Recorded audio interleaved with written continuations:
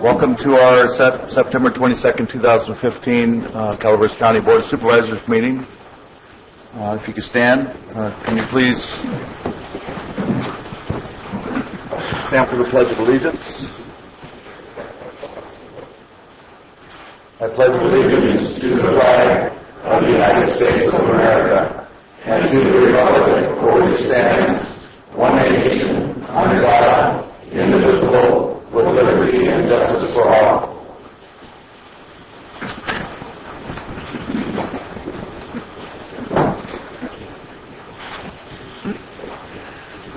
All right. So I'm going to ask board if you want to make any announcements at this time. All right. So we'll start off this morning with. Well, I'll make a short announcement. I'm very happy to see that we're all here. And I hope that we can be respectful to each other today and have a very good meeting. We've been through quite a traumatic experience throughout the whole county, all of us actually. And we'll move forward with this. We have a absolutely just wonderful community. We're going to open up with public comments. Any item of interest to the public that is within the subject matter jurisdiction of the board and is not posted on the consent agenda or regular agendas may be addressed during the public comment period. California law prohibits the board from taking action on any matter which is not posted on the agenda unless it is determined to be an emergency by the Board of Supervisors. If public comment is completed by before the 30-minute allotted time period, the board may immediately move to the consent agenda. If public comment is not completed during the allotted time period, it will be continued at the conclusion of the regular agenda in order to provide an opportunity for the remainder of the comments to be heard. And right around 2 minutes and 30 seconds, our board clerk here will give you a little warning. Okay, so don't be surprised by that. It's not being rude. It's just the way we do things. All right, so sir. Thank you, Mr. Chairman, members of the board, members of the public. My name is Dom Nuccio. I'm a retired science teacher, school administrator, teacher of teachers, mentor teacher, program developer. General comments. Public safety is government's foremost task. We were clearly not ready for the Butte fire. Flow of information to the public was horrendous. The flow of intel between the agencies, well, we'll never know. The fire grew too big, too fast. The model on which they base their decisions is inadequate. Who's responsible for that model and how will it change? Fuel for the fire is poorly managed land. It's these poorly managed lands that led the fire to my place. I've spent 15 years protecting against fire. I had 15,000 gallons at the top of the hill, plumbed for a fire truck. My house was not defended. Why do we allow fuels to build up? Just lazy or stupid? By the way, I only need 1 minute and 49 seconds. Land must be managed to reduce the fuels. We must manage this garden. Sirens must be reactivated. Communications have to be improved. Rumors are very dangerous. A line of defense established and resources like water tanks, like my Operation Beaver, where we put 20,000 gallons at the top of every hill, especially where the fire is going to race up. They need to be deployed and then utilized. I repeat, my 15,000 gallons were not even touched. My place went undefended, despite 15 years of preparation. Too many government agencies have lost their focus, and massive amounts of money are being wasted. Money extracted from us citizen taxpayers by force. This was a fire. It was not an earthquake or a nuclear attack. The casualties were accidentally low. We got lucky. Environmental health has slowed my rebuilding process, and for good reason. Poking around in burned-out structures is very dangerous. Friable materials, dust, particulate material, hazardous materials have to be cleaned up responsibly and dumped properly, otherwise all we do is spread the problem further. So kick up some dust and breathe deeply, you looters. Unbelievable what some people can do to others. In conclusion, this isn't over. It's just starting. Will we be ready for the next time? Will we be ready for the flash flooding to follow in the rains this winter, as often follows these events? Well, let's ask the experts. We must care for the land. Mr. Nuccio's attire today was provided by the local disaster relief agency. I want to thank them. I also want to comment as a side note that people who seem to live out of the back of their pickup trucks become invisible to their fellow Americans. Thank you. Yeah, hi. John Beaufort, Golden Hills. I just want to say, I'll be very quick. We depended on a radio station from Amador County to find out what in the hell was going on. And one time we had the sheriff of Amador on that station saying he didn't know what was going on in Calaveras. Because I guess a lot of people, since they were dependent on that radio station, called that station to find out what was happening in Calaveras. I think that's rather sad. We need something to inform the people. Communications were terrible. Thank you very much. Good morning. Tim Mutercheese, Region 7. Wrong venue. District 3.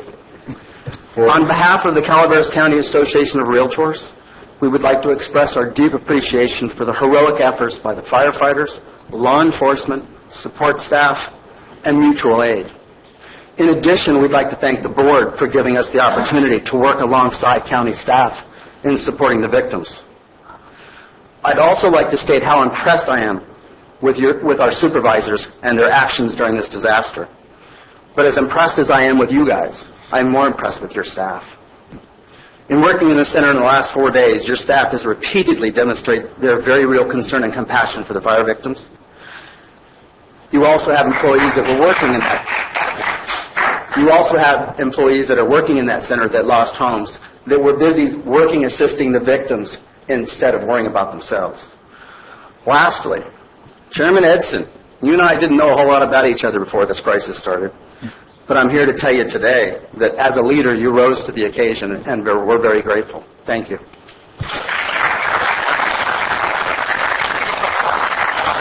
Good morning, Thomas Reeves with Pacific Gas and Electric. Thank you for this opportunity. We'd like to just give you a brief update on our time allotted of our restoration efforts with regards to the Butte Fire. And with me today, I have our Vice President of Emergency Preparedness, Barry Anderson, who will give you a brief update on that. Thank you. Thank you and good morning. On behalf of PG&E, our thoughts and prayers go out to the families and victims of the fire. And I want to thank the board for giving us an opportunity here today. You're not alone. We've had over 650 PG&E resources here over the past week or so, restoring service to our customers and the community, as well as we have been in the middle of fighting 2 other fires as well. Operationally, we had significant impact to our facilities, lots of rough terrain, rock conditions to put poles in and so forth. At the peak of this incident, we had 18,900 customers out of service. We're approximately at 200 right now and expect to have the remainder of those restored today. As far as assessments go, we were able to gain access on around Friday to do assessments of our facilities. We had over 5,700 locations to look at. Of those 5,700 locations, we found about 1,000 conditions of transformers and cross arms that needed to be repaired, and 900 power poles. Of the 900 power poles, we've replaced 750 at this point in time, and we'll finish up a majority of those today. We also encountered 30,000 hazard tree conditions. We've made progress there and removed 3,000 of the most critical, and we'll continue to remove the additional trees. From a community assistance perspective, we've been working with the Red Cross and have contributed up to $350,000 of a donation to them to help the communities get back on their feet. And many of our employees participated in a telethon to raise money that was in Stockton through KCRA. We understand what this community is going through. We've got employees that live and work here, and we're committed to make sure that this community gets brought back up as soon as possible. Thank you. Thank you, sir.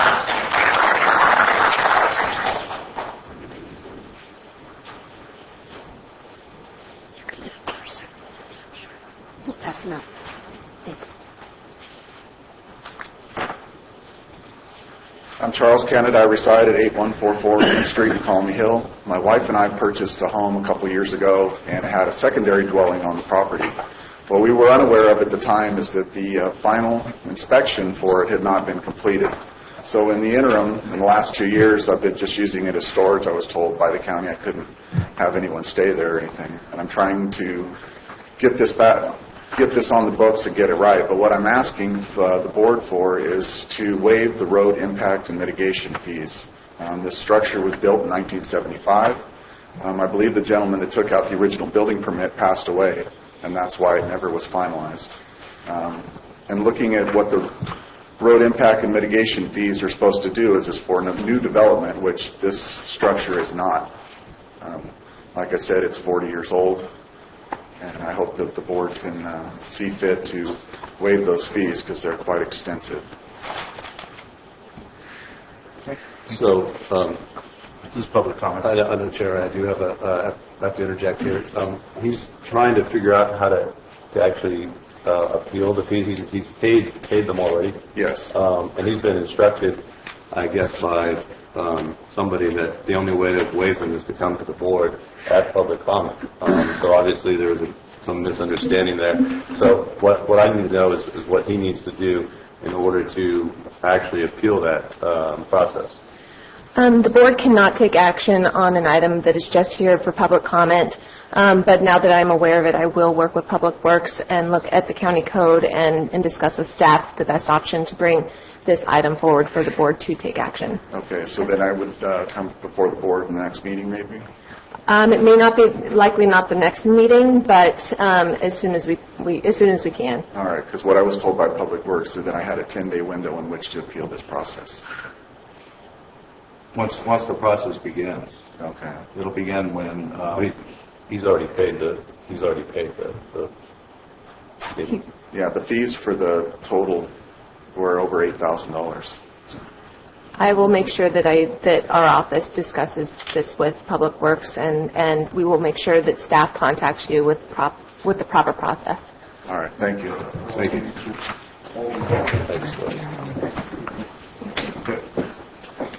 Good morning. I'm Peter Cover with Christian Aid Ministries. I'm here to explain what Christian Aid Ministries wants to do to help your community, and we are meeting some roadblocks as we try to do this. Maybe you can streamline the process for us. Our goal here is to help the homeowner as he faces a huge task of reconstructing his life from the pile of rubble that it is now. We are a volunteer organization that deploys able-bodied men to dig in and do the dirty work of cleaning up what's left after a disaster, whether it be tornado or flood, hurricane, or in this case, fire.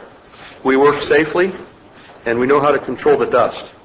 These homeowners have to start somewhere, and to have someone come alongside them and give them a helping hand as they view the overwhelming task of what's in front of them can't be done with FEMA money.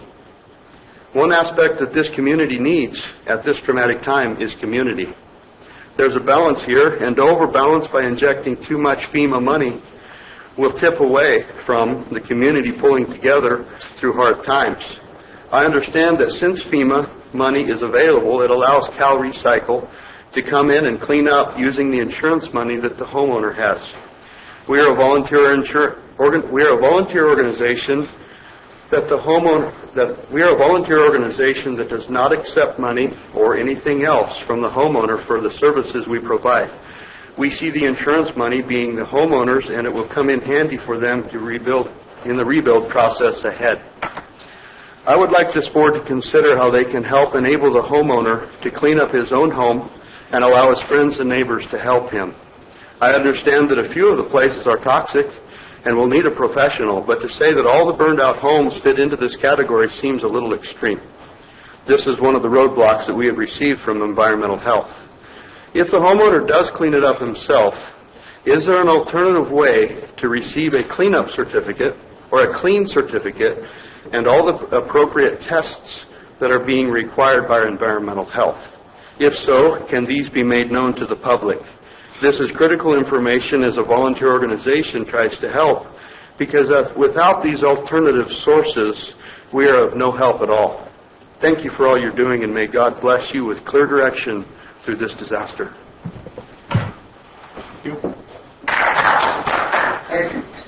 Good morning. I'm Jeannie Hayward. I'm the director of the Resource Connection Food Bank.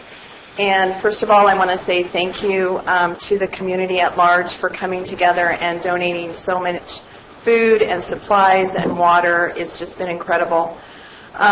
Two things I want to announce: that Food Bank is open for food and other kinds of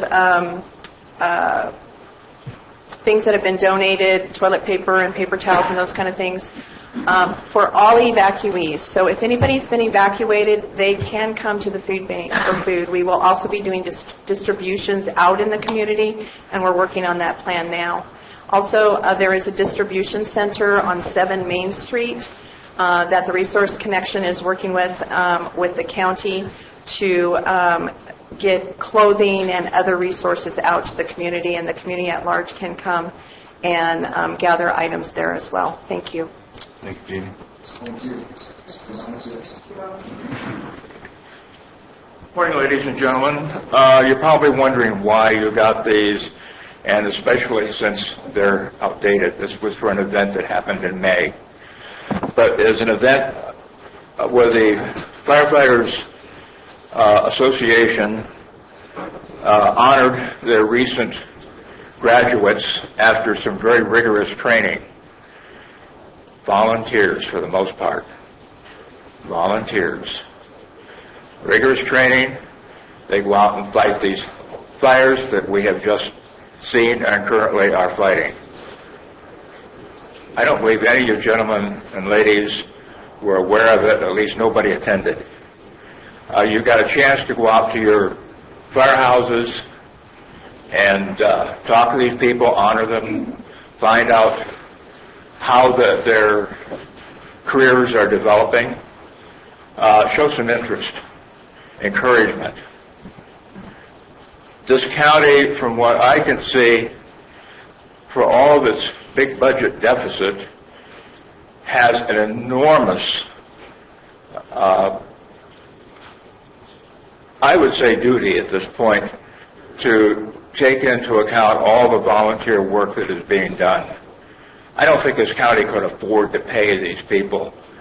And every time you turn around, you see something where a volunteer or a group of volunteers has been donating their time, their training, their knowledge, and money. You can't become a volunteer without becoming so involved that you end up putting your money into it too.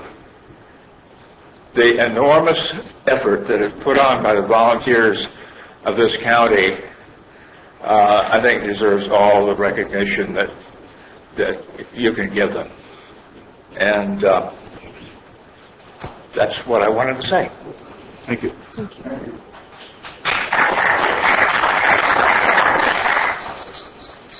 Marty Crane, Director of the Volunteer Center, Calaveras County, and a proud volunteer of Red Cross. I just want to speak to my experience with Red Cross and recent and current efforts, disasters. This gentleman spoke beautifully about volunteers. A few months ago, we honored through a resolution the efforts of American Red Cross.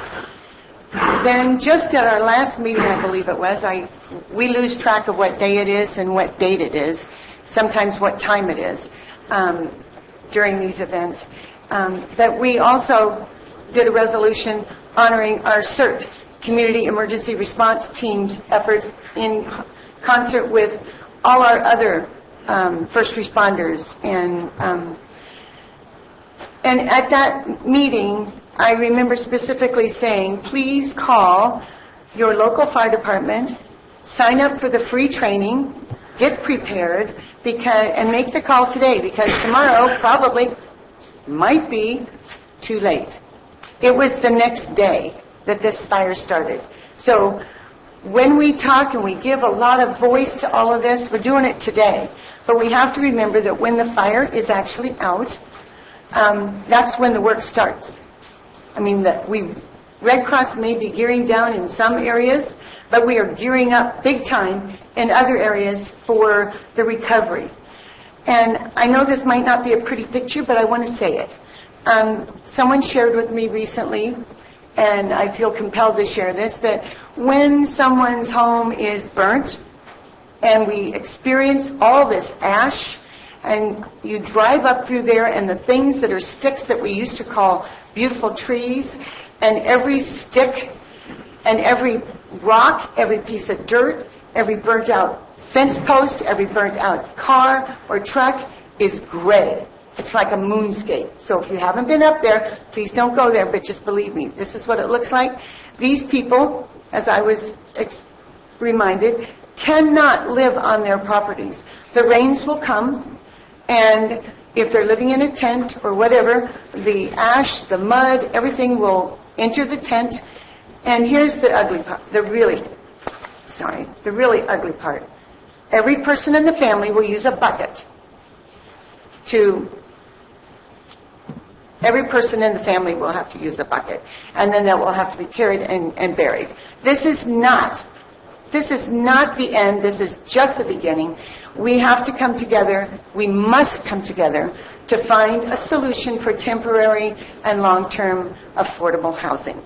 Please. So also I wanted to say that all of the partners, Red Cross partners, CERT, the food bank, thank you, Jeannie. I mean, all these different partners coming together. And the gentleman that spoke about coming and working alongside the homeowners, bring it on. Let's find a way to make that happen. My experience at the rim fire, I had hoped that we would really take that to heart and learn. But when I was there for almost 3 weeks, 2.5, something like that, and I came home for the Board of Supervisors meeting and went right back the next day, I could tell that everyone was just going on about their lives while the rim fire was happening. And my hope at that point was we would all, the public, start gearing up to get ready.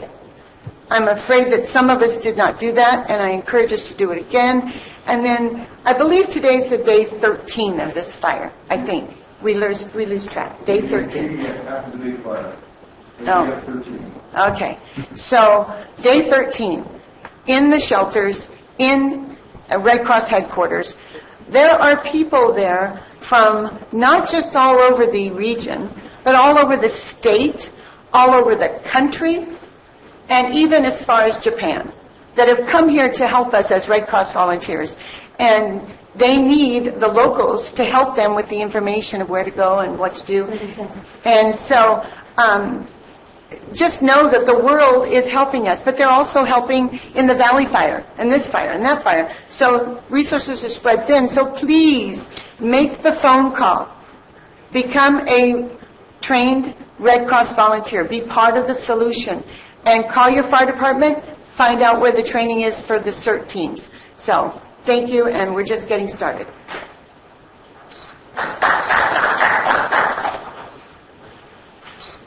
Good morning, Kathy Topol with Common Ground Senior Services. I don't know that anyone's ever really ready for something like this. I don't care how much you prepare. Something is going to go. But what I've witnessed is an incredible community coming together to help anybody and everybody, and especially supervisors. I witnessed every single one of you out there in the field. Thank you for that. Mary Sawicki and her crew, thank you for what your crew did, because they were incredible with their help. We'd also like to thank the Calaveras Association of Realtors, who we also got to know this weekend, because they were a great partner in helping us place these older adults over the past 4 days. Just some statistics. I came before you last week and asked for some funding, which you graciously approved for us to house these older adults that lost their places. We've had placed 39 older adults in hotels. 22 have moved on to other places. Some of them were able to go home, but most of them were either staying with relatives. Again, thanks to the California Association of Realtors, we were able to find some rooms that they were not charging us for 3 to 4 week stays, which is a wonderful thing. We still have 17 in hotels with nowhere to go. We have 5 in other housing units. We added 17 to our Meals on Wheels program. We talked to over 268 people, older adults, at the local assistance center. By the way, thank you for putting that together. Some of the needs that we saw that we can't provide, but hopefully if we get it out to the community, they can. People are looking for trailers to put back on their properties. They're looking for pup tents. They're looking for, fifth wheels, whatever can be provided.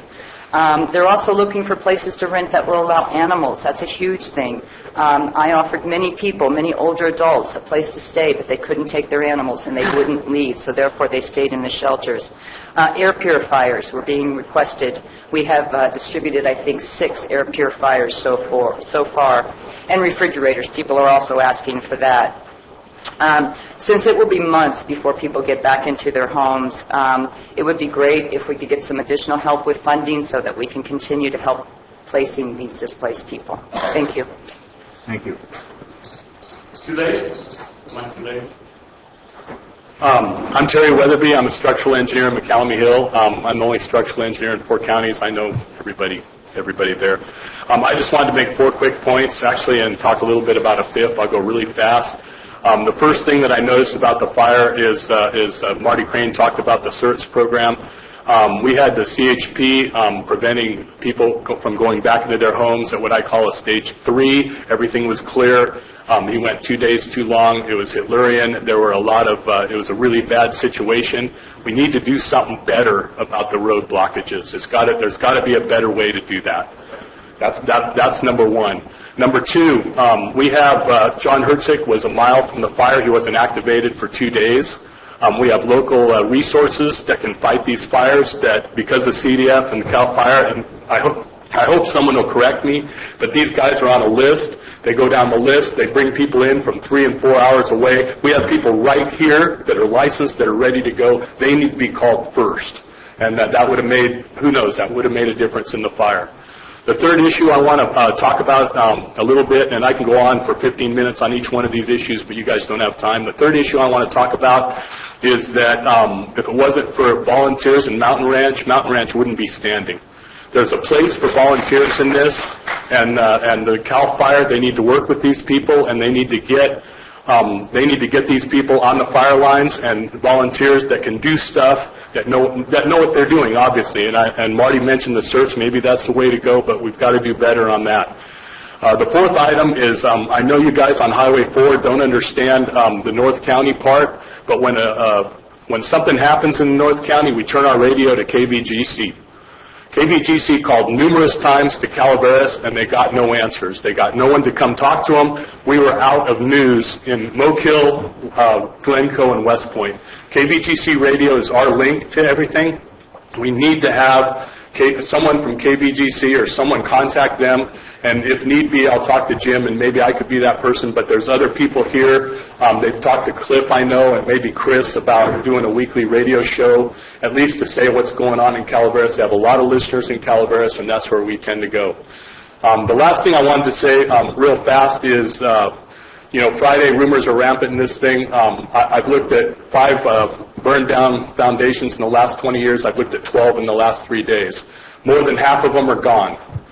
2 of them I think we can save. One of them's touch and go. I don't know. We'll see. But it needs to be uncovered. We're being told that the foundations are a hazardous waste material and can't be saved.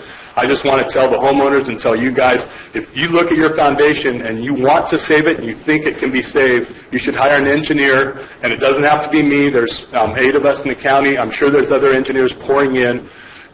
But have someone look at it if you want to save it. If you don't want to save it, it's easy. Tell the building department, tell environmental health, no, take everything, it can go. Because a couple of people that I looked at said, no, we're not going to rebuild, we're just going to take it all. So anyway, that's the points I wanted to make. Hopefully you guys will keep some notes, and next time we can do things a little better. And I'm going to apologize also to Marty Crane, because I'm going to have to get more involved in the search program, because I really need to know about this stuff. So I'll do better myself. Thanks, you guys.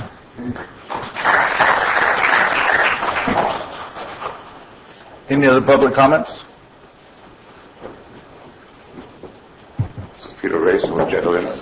I'd just like to say thank you to all the folks, that not organized folks, but individuals, like people coming up from Modesto on a truck and trailer, had to use a heavy-duty forklift to bring it out over by Burson. Hopefully, once the emergency and hype dies down, hopefully things are going to get a little bit more normal down the road. We can take a look at it more objectively and see what is worked, what was efficient, what wasn't. And that's without putting anybody down or any form of matter. The other thing is, I thank you folks. You came so bright on and bushy-tailed for an 800-page agenda. That's congratulate you folks. If you can really digest and make rational decisions on it, you deserve all the respect and money you're earning. So, also, you might want to think about down the road what this devastation to this county done, and it's going all over the state. It will affect your general fund and the fund that's going to be available to the public. Because I know the budget is not finalized. It's coming up in another month or so, next month. You better take a good look at it, because what wishful thinking and what reality, hopefully getting Leslie Davis involved, and Rebecca Collins, what reality is what you have to spend in the future. And so, I don't envy you. You guys earn your keep. And tell that guy, stay off the motorcycle and pick a better time to get hurt. Going back to the hospital, it's very inconsiderate of it, Thank you. I apologize again. Joe Kelly from the unrepresented area of District 1, the 5th Assembly District, and 8th Senate District. I would like to join into what this gentleman said about the folks in Mountain Ranch, the unsung heroes up there. You should look into it and find out who they were. I heard from other people that were up there doing work, and those folks were going crazy. I shouldn't say crazy. They were doing a lot of hard work and getting things done. And then CDF, from what I understand, came in, or somebody with officialdom came in and chased them off. So my question for today is, we've seen a real cluster. Is there going to be a change? In other words, Mr. Edson isn't going to walk into something again and find out, oh, well, I just found out I'm the appointed one. Are you going to appoint a head of OES from the Sheriff's Department or another agency to be the chief that takes over when it happens and is very well qualified to do it? In the past, we had Clay Hawkins. And it appears from everything I've read, all the tapes I've listened to on flooding especially, they did a pretty fair job of getting out. There were some things that were left out. Why, I don't know. Maybe those files are down in the dump like a lot of other files of Calaveras County. But I think it's time you folks get up, stand up, and get on the stick and take care of business. Too many things are being left behind. And it was brought up by a number of people here. So I thank you.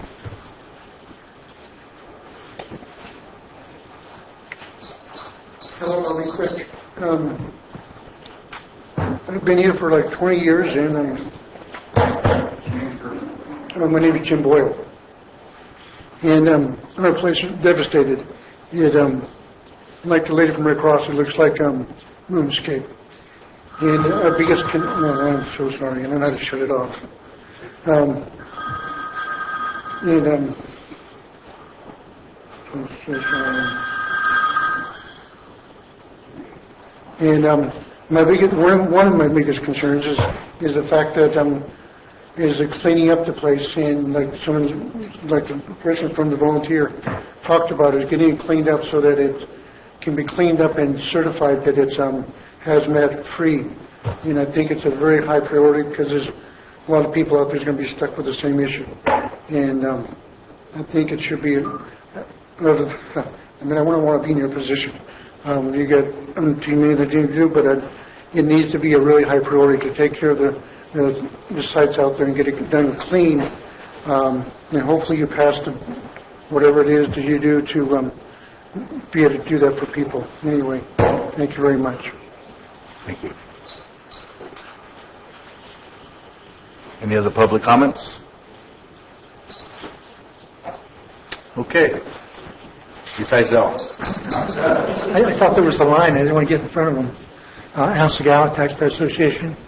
We're learning a lot about what's going on, and there's so many people to be thankful for what they've done. I wonder, perhaps now's the time to put in a process of examination or inquiry to find out what could have been done better. For every home that was lost, every structure, there's over 500 of them, perhaps some of those could be saved for a little different process, or some improvements were done, even improvements of the land. But it seems that what we need now is to find out the facts and then come up with recommendations that could be shared and implemented that'll prevent, if we have another fire, we wouldn't have loss in that fire because of things that could have been done better or poor organization. I don't know, I don't think the grand jury can have jurisdiction when there's so many other entities besides the county involved. Perhaps the county can appoint a committee of inquiry to come up with positive suggestions. This should not be looked at as the find fault committee or to seek scapegoats. It's not what I'm talking about. I'm talking about finding suggestions that can be implemented to prevent this from happening again. Anyway, I think our Taxpayer Association would do all we can to support such an effort. Thank you. Thank you all. Okay, any other public comments? All right, seeing none, I'll move on to our consent agenda. The consent agenda items are expected to be routine and non-controversial. They will be acted upon by the board at one time without discussion. Any board member, staff member, or interested party may request removal of an item from the consent agenda for later discussion. So I'll ask the public, does the public have any items that they would like to remove from the consent agenda?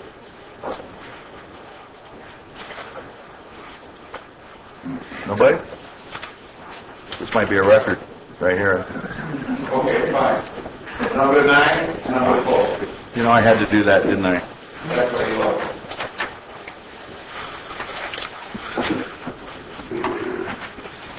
Nine and what? Sorry? 9 and 4. Okay.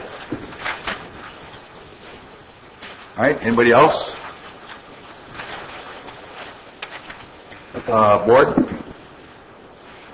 Item number 3.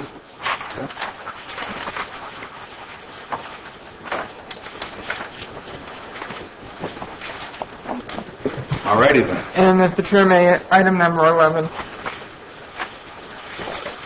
That is a record.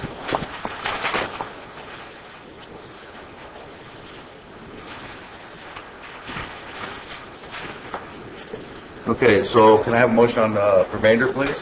So moved. Second the motion. All right, so we have a motion by Supervisor Ponte, a second by Supervisor Kearney. All in favor? Aye. All right. Number 9, Peter. No, we're going to go to Number 3. 3? Sorry, gotta go back to that page. Item number 3, Supervisor Kearney. I would just like to ask the board to table this until the first meeting in October. The bylaws of the COG encourage a representation from every supervisorial district in the county. If we approve this person, and he has very good qualifications, that's not my concern, we would not have any representation from District 3 or District 1. And I would like to bring this back for comment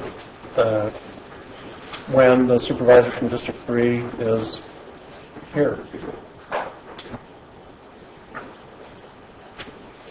So do I have any public comments?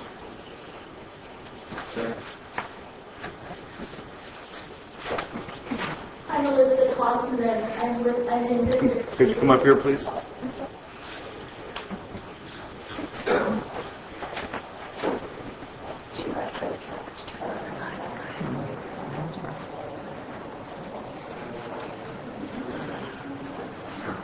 Good morning. I'm Elizabeth Thompson, and I live in District 3 as well, and also a member of the SISTAC Board, Social Services Transportation Advisory Council. And being in that position, and being a member of Common Ground Senior Services and the Executive Director, we know the needs of the area in District 3, and so representation would be really, really important in that area. Thank you. Any other public comments? Okay. I have some board comments. So I serve on COG and represent the Board of Supervisors on COG along with my counterpart, Mr. Kearney. And we've had a difficult time recruiting members to serve on these boards. And while we try to get representation from all areas of the county, it's often difficult. This particular position's been open for about a year.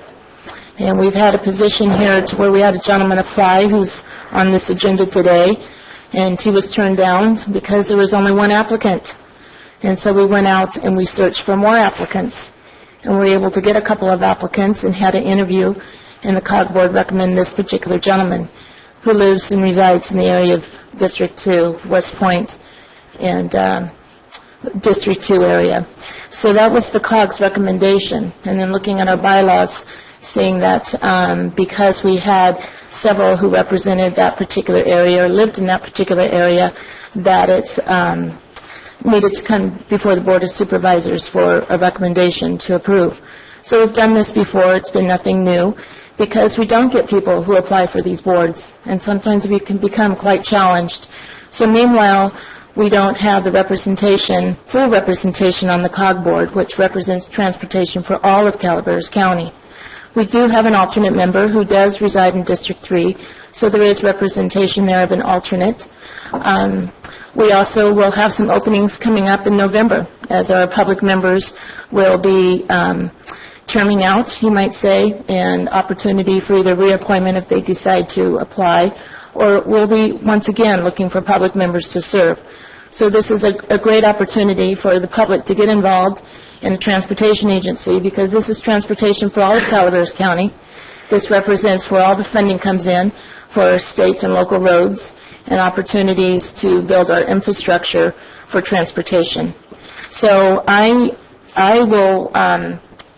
not in support of pulling this off of the agenda.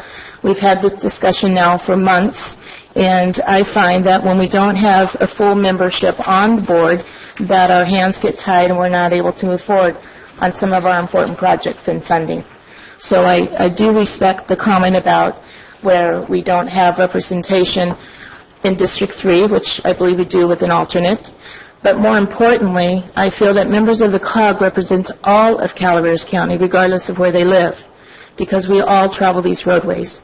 So I would ask the board not to postpone this vote and to move forward with this appointment, which the appointment is here in this room today. Do you like anything to say on this item? So, were there other candidates as well? Any from District 3? Yes. And the COG board voted, The COG board voted to move ahead with Justin Catalano on this appointment, and then the district, the person who also interviewed was selected as the alternate who resides in District 3. We had another applicant, I should say, which withdrew their membership, and that was an applicant that I believe resided in District 2. Melissa, this is our director of COG. Thank you. Melissa Eads, Executive Director of the Calaveras Council of Governments. We have been running this recruitment for a number of months now, multiple times, hoping to get interested candidates. Mr. Cantilano has applied each time that we've ran the position. The goal of the Council of Governments was to seek diversity, to try to get members interested and citizen members. We were successful, I believe, the second or third time we went around with the advertisement for the position. At that point, we were able to finally appoint a citizen member alternate, as the COG board had recommended. That is Mr. Muterides from District 3, and the COG board did support the appointment of Mr. Justin Contilano from District 2. I think it's important to note that, as Supervisor Pawnee noted, I do have 2 vacant positions that are now open, and that includes Mr. Jim Heminger from District 2 and Mr. John Gomes from District 4. Their seats will be vacant come December, so I might find myself in a similar position in December should one of those gentlemen not run, where I won't have the representation from District 2. So this has been an ongoing process. I would recommend that you approve the COG's recommendation to appoint Mr. Contilano, and I'm happy to answer any questions you might have. So right now, you don't have a representation from District 3, other than an alternate because of the choice that the COG made? We have now a citizen member alternate from District 3. Mr. Muterides was recently appointed, I believe, at the August meeting. I may be wrong about that, but fairly recently was appointed as the alternate. We do have now 2 vacancies. We encourage Mr. Muterides to apply for the current vacancies, and typically what we've seen is a pattern of alternates serving 1 or 2 terms as an alternate, moving into the position of a full board member. So we do have a number of other interested applicants that we are trying to encourage to come back, but as of right now, my application process will close in December. We will be doing interviews in December, and I don't have any new applications for the COG citizen member. So I encourage everyone to apply, and I would encourage Mr. Muterides to apply for a full-time vacancy on the COG board because we have 2 seats available. How many seats are filled in District 2 right now? We have Mr. Jim Heminger, District 2, and his seat is coming vacant. He's expressed an interest not to run again. We have Mr. John Gomes, District 4. He has expressed interest in continuing, so he will be submitting an application. And those are the 2 seats that I have available now. So we're going to be losing the District 2? Correct. And then when will that take place? December, and that is if Mr. Heminger does not apply. He has not expressed interest and said he will not be applying, but in case I want to afford him the opportunity should he change his mind. I really think you have to look at the total membership of the board, though. I mean, I'm down in District 5. I have probably been up in Arnold 5 times in the last year. And we have 2 members assigned from the Angels Camp City Council. Supervisor Pawnee is from District 4. We have a citizen member from Copperopolis who is the chair, who is from District 4. And until December, we have a member, Jim Heminger, from District 2. And now we're going to put in another person from District 2. All I'm asking is that Supervisor Calaveras be here before we make this vote. I'm not saying to not let him be confirmed or to let him be confirmed. Would just like to hear from the supervisor. And it's not going to matter as far as attendance at the COG board, because when the COG board is in this state, then the alternate shows up in the place until the membership is confirmed. So we're not going to have lack of attendance at a COG board if we wait just 1 month for the unrepresented district. To coin a phrase, supervisor is back and he can put his comments in on it. I do also want to say there was another applicant from District 5, I believe, or District 2. That's right. That applied. Yes. District 5. District 5. And we're actively continuing to recruit him as well in this next round. So do I have a representative from District 1 in there? Nope, me. Well, that's okay with me. How do you represent District 1 and not all of the other districts? I'm joking.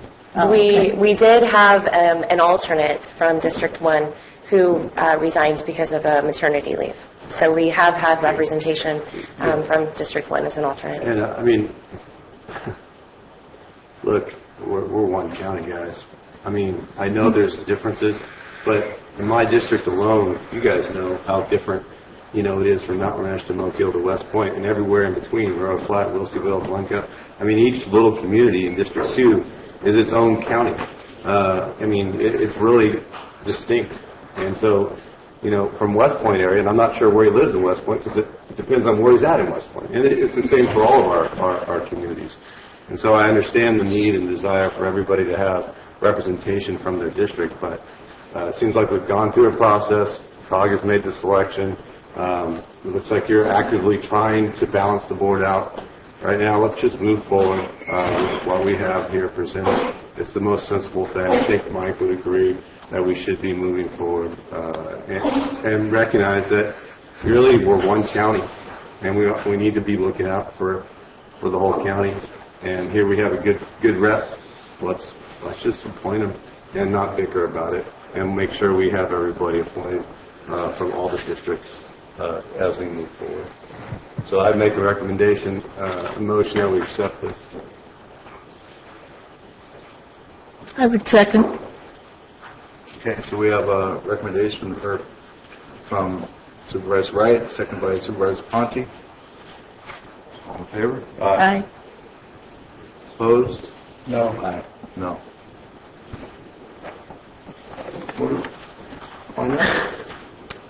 I'm saying this was not the time for the vote. We just wait till the very first meeting in October. It's too late. We just did. Yeah. Well, you just asked me why not. Well, as for a board here that sits here that wants to recruit volunteers and members to boards, it's very disappointing because we have been doing this since May, and here we are in September going into an October meeting. And, I said at the LAFCO board meeting last night, the same situation happened.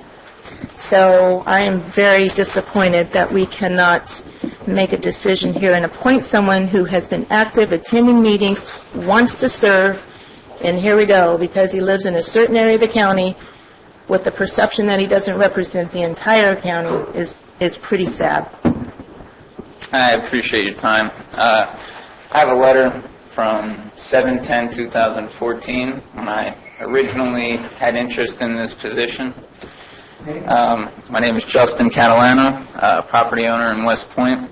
I wasn't born in Calaveras County. I moved here a few years ago.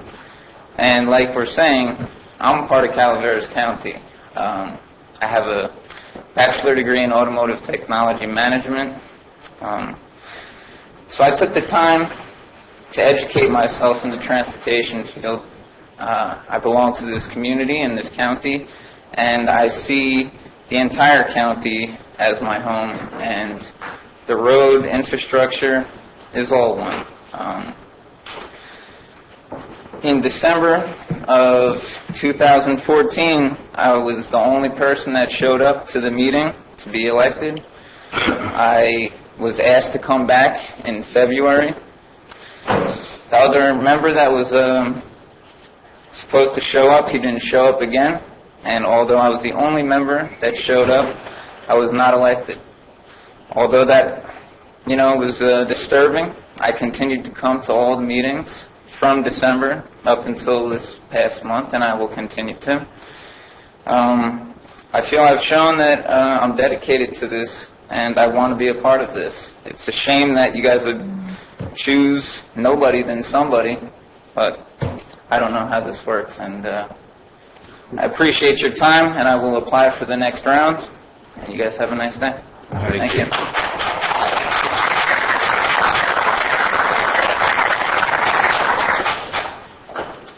Kathy Tobel, District 4. I am one of those applicants that withdrew, and I will tell you why I withdrew.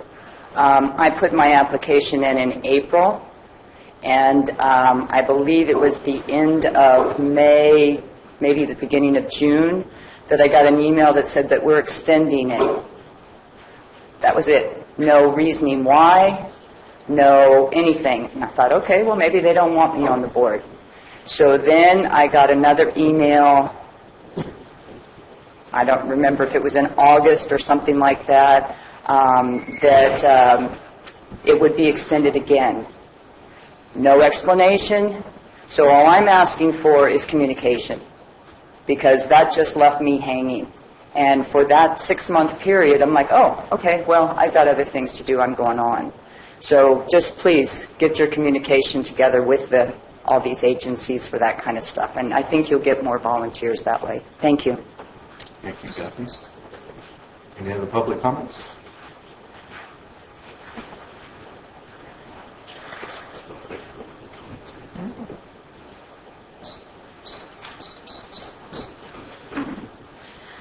Barney Newman from Double Springs.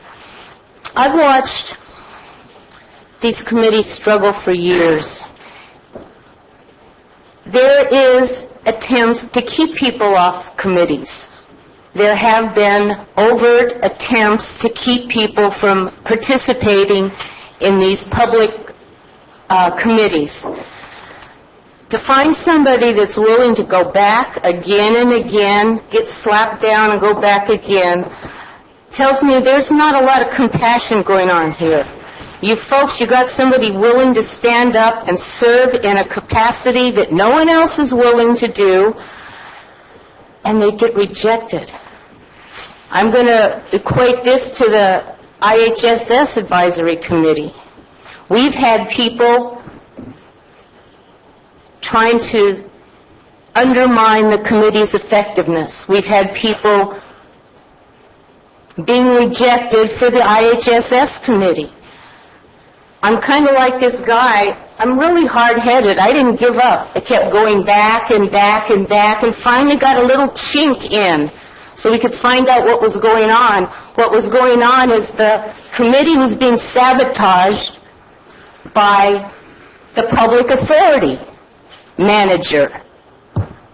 You got to look at the whole process. If you got somebody willing to step up and fill in and volunteer, embrace them.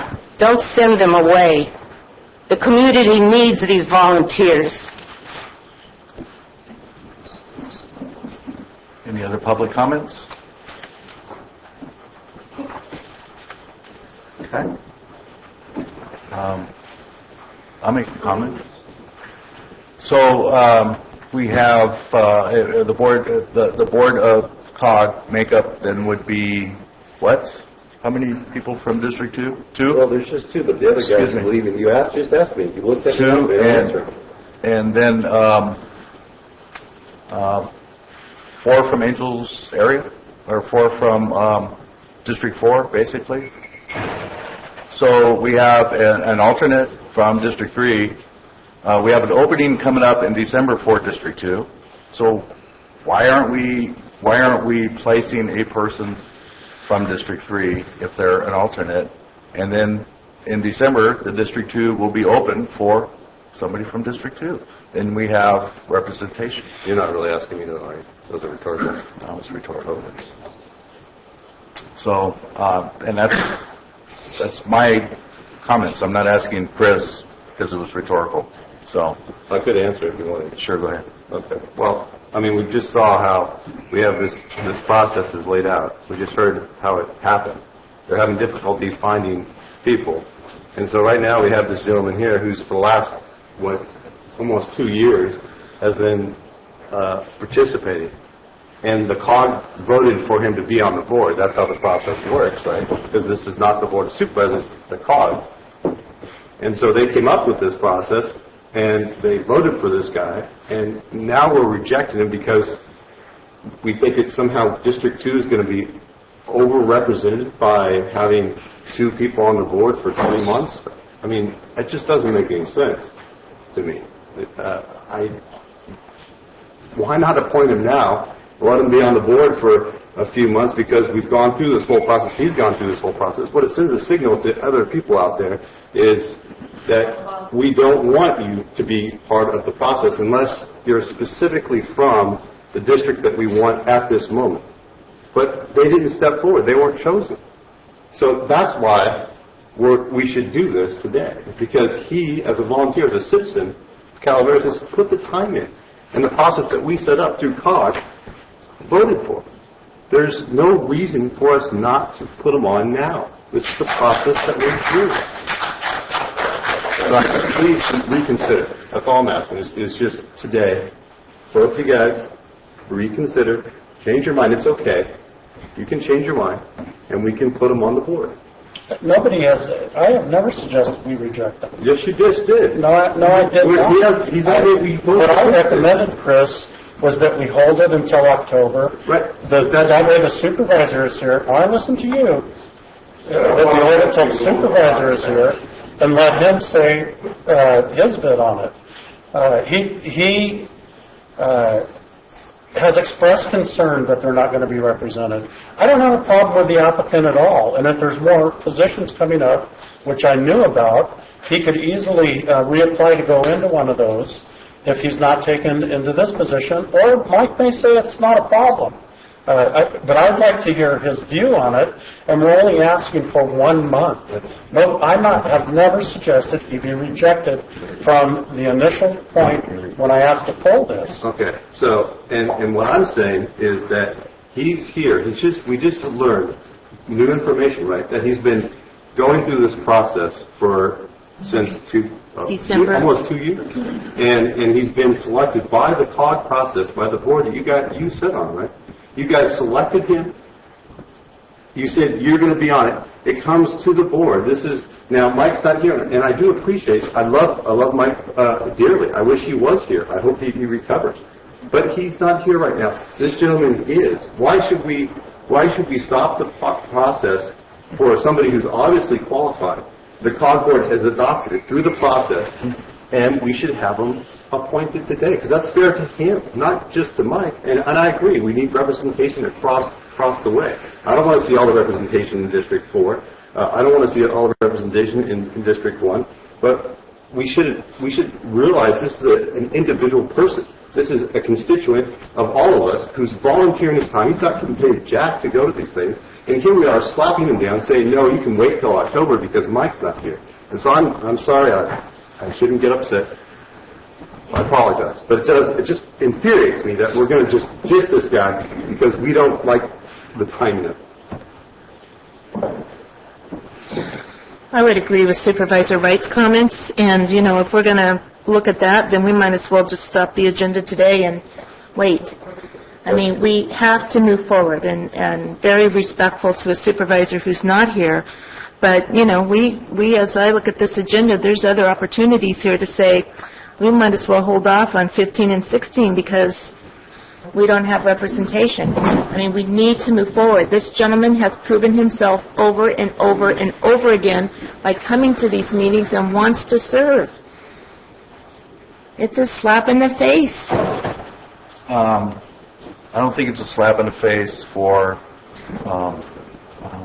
Supervisor Kearney to ask that we delay this for the 5th supervisor to be here in an area that is unrepresented. It's not unrepresented. And so, well, you may not think... The Calaveras County, Cliff. I guess you may not think so. Your comments earlier today was all of Calaveras County. COG serves all of Calaveras County. People work in one area and live in another area and travel Calaveras County. I'm not going to get into it with you. If you want me to start on that one, I will. but I won't. So, What we're talking about is this gentleman. excuse me, and you know what, I appreciate, I have something to say. Sir, excuse me, please. I appreciate you showing up. I was there when you first showed up, when I was on the COG board. Sorry. And as a matter of fact, I encouraged you, I think, to Yes, you did. continue to do that.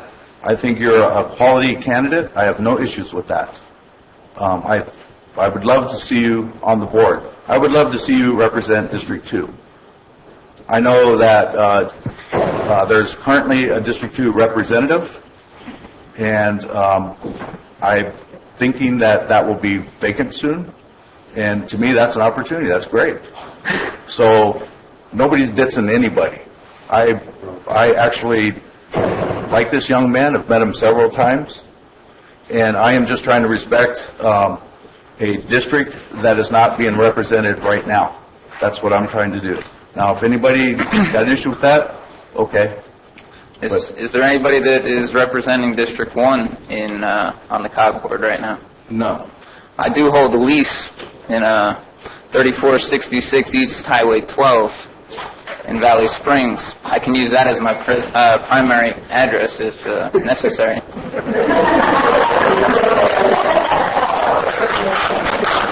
Well, good. Then I would be represented. But District 3 still wouldn't.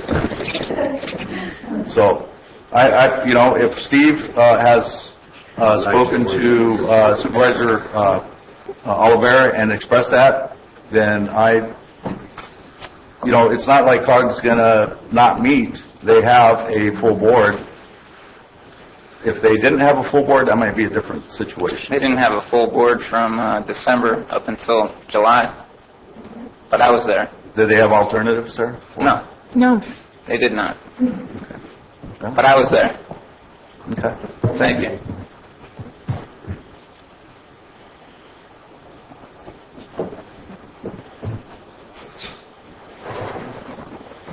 Okay, so we can move on. Okay.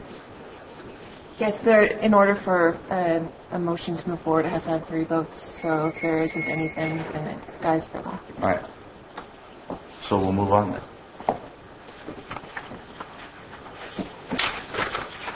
Mr. Race. Yes, Mr. Edson. I wish there was so much concern about CCW not holding elections, Bigger money and dirtier. I brought this up because I believe we talked about it a couple of months ago.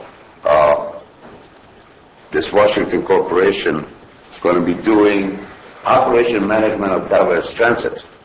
And you talk about pretty good bucks. At that time, I believe that they're going to make an effort to see if the public works would be able to hire drivers. That was the main issue. I believe that was my point that I was more looking for. See if you can hire local Excuse me? employees. Yes, ma'am. Are you discussing item number 4? No, ma'am. I'm discussing item number 9. Okay. Right. Is it okay? Excuse me. Am I online or am I out? Okay, thank you. So I have a concern about it. First of all, I'd like to know how much effort was made to recruit local drivers, because we pay pretty good money to Public Works to administer it, and we have another pretty good money we're spending at this organization from Washington. We talk about $1,280,961. That's pretty good bucks. I don't know what the total budget is offhand, but if we need a Washington corporation to run this, basically a losing money operation, but yes, I know it's needed, and I believe you all support it. We don't need them, but we don't need the Public Works to do the management, administration, one or the other. But this is duplication. If this company capable of running this organization, fine, hire. Take the money from Public Works for administration and looking pretty, and let this company do it. Or either Public Works get their act together, be able to manage it, then get rid of the Washington Corporation. But this is taxpayers' money, and I love the administration cost for a losing proposition to start with, but I realize that it's needed. But let's get the cost of this administration down so it works efficiently. You would not run your own business this way. We talk about over $1 million. If they're going to run it, operate and manage Calaveras Transit, hire them and take the money out from Public Works because they're not doing it. One or the other, folks. Thank you. Yeah, Nancy, but you want to say anything? Thank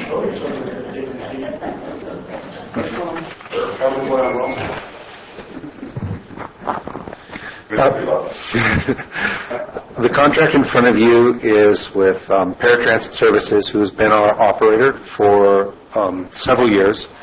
They do excellent work. I want to clarify that this is operations. They hire the drivers, they organize the routes, they do the advertising, so it's an operations contract.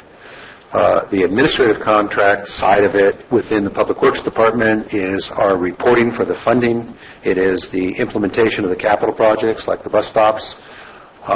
It is the reporting up to COG, and it is the oversight of this contract with Paratransit. One other point I'd like to make about this contract with Paratransit is that while the corporation is owned in Washington, it is staffed here in San Andreas. Drivers are local residents, and I think that they are doing a very, very good job. This renegotiation of the terms of the contract, what we had done is we have clarified reporting timeframes and what is being reported back and forth. We have clarified some of the insurance requirements. We have lowered some of the hourly costs, but we've also allowed some increase and planned increase in cost of living associated with this contract. It's very close to a net zero change for the duration of this contract. Does the board have any questions for Public Works? No. Thank you. Thank you. Okay, any other public comments on this? All right, we have a motion, please. I move we approve the second amendment to the professional services agreement. Okay. Do I have a second? I'll second. Okay, so I have a motion by Supervisor Ernie and a second by Supervisor Ponte. All in favor? Aye. 4, 1 absent. Okay, so you're up, Shirley, number 11.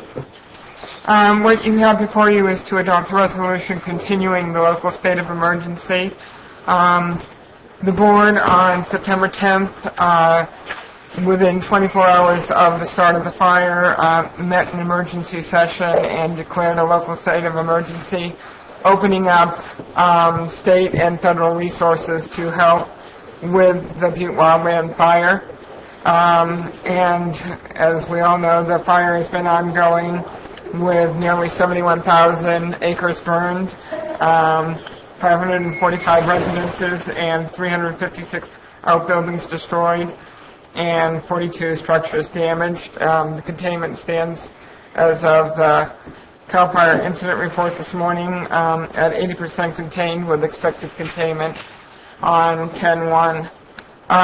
Also, because of county code and because of our emergency operating plan, we're required to review and continue the local state of emergency.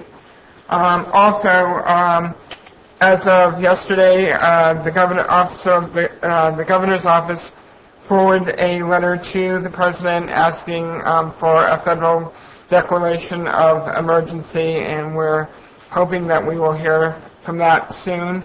That will open up a whole suite of resources for things like short and long-term housing, and hopefully we will know quickly what the president will decide on that. It's a joint federal declaration for both Calaveras and Lake counties.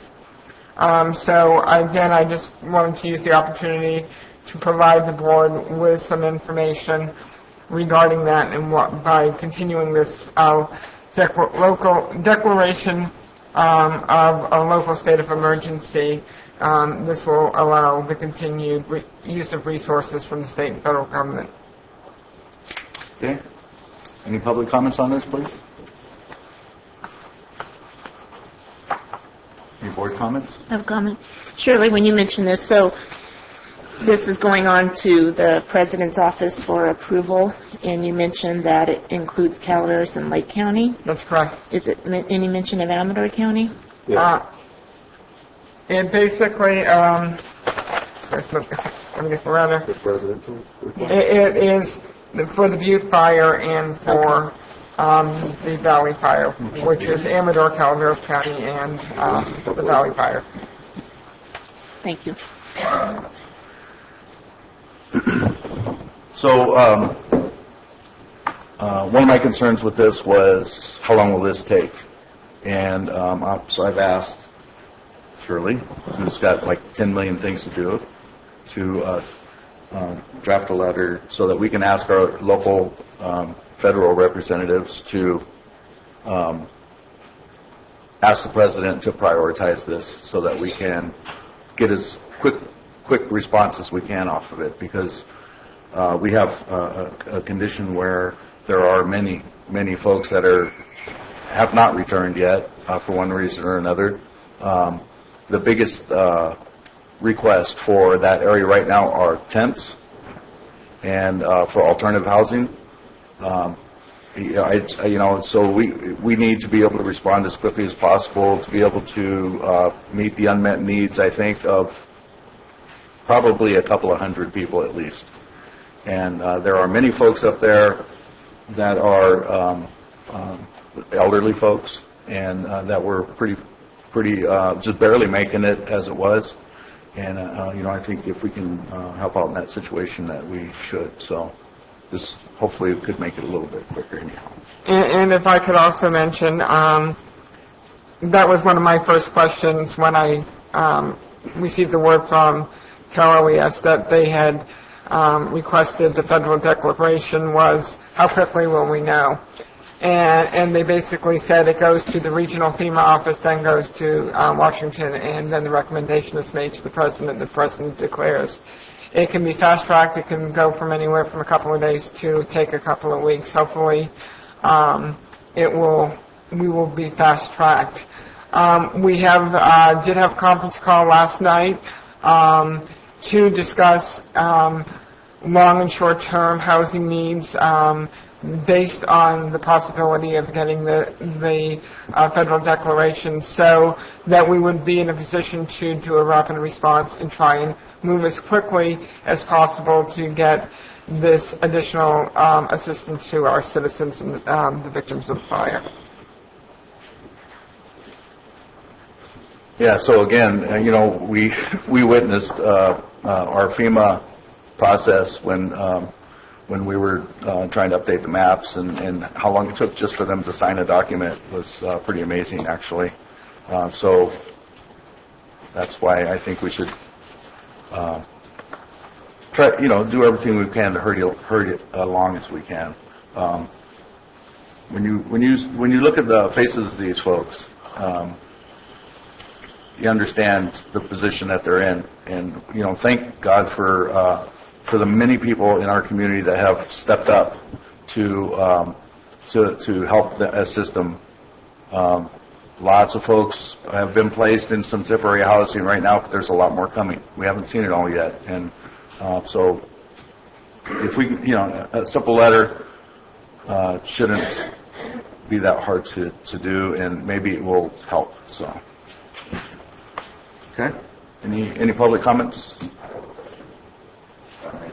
Well, this copy of this request was also sent to you, congressmen and senators in Washington, D.C.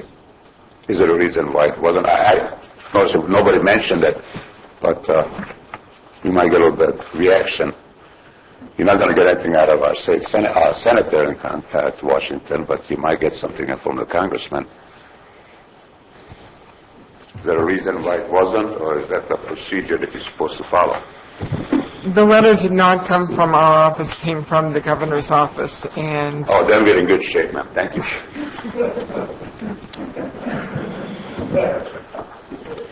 Okay, so can I have a motion, please? I'll make a motion to approve. Okay. Can I have a second? I'll second. Motion by Supervisor Wright, second by Supervisor Pondy. All in favor? Aye. Okay. And Peter, you're up for number 12. I apologize for taking time, but I checked with Mr. Moss. He clarified it in 1 second. So very efficient in his new job. Good. Thank you. So can we have a motion on number 12 then? Any other public comments on 12?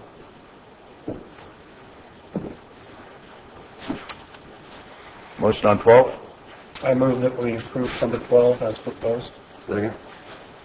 Okay. So I have a motion by Supervisor Kearney, second by Supervisor Wright. All in favor? Aye. Opposed? Okay. Okay, on to our regular agenda. Number 13, Public Authority. Let's do it.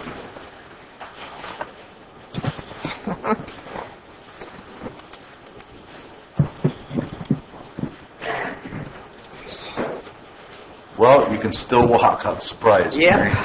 Good morning, Board. This is Mary Swicki, Director of Health and Human Services. This particular item is merely an item that the SEIU is now the new representative group for the home care providers. This is just the change from the one group to the other, and hopefully your acceptance of that. Okay. Any public comments?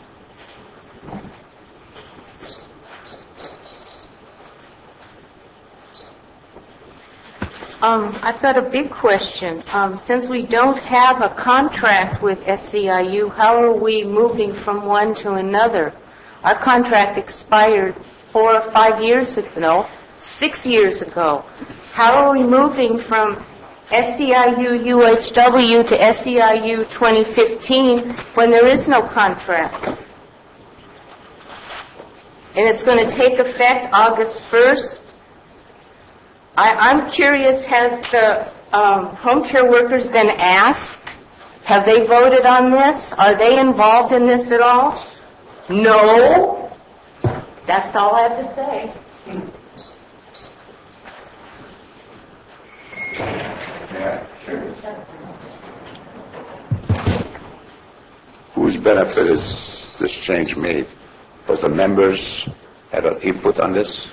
Or is this just management and organized labor will hanky-panky and leave the people who work, earn a keep, and livelihood is irrelevant? If there was a vote, I respect it, okay?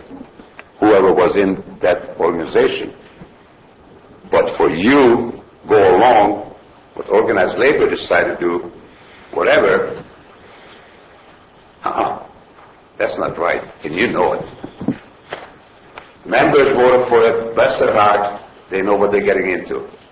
But if no membership took participation in this change, screw it, throw it out. Thank you.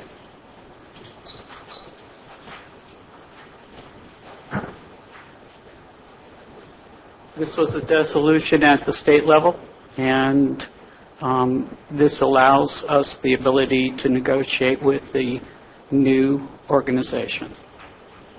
And this is just based on the constitution of SEIU that allows them in their bylaws to move them from the UHW to local to 2015.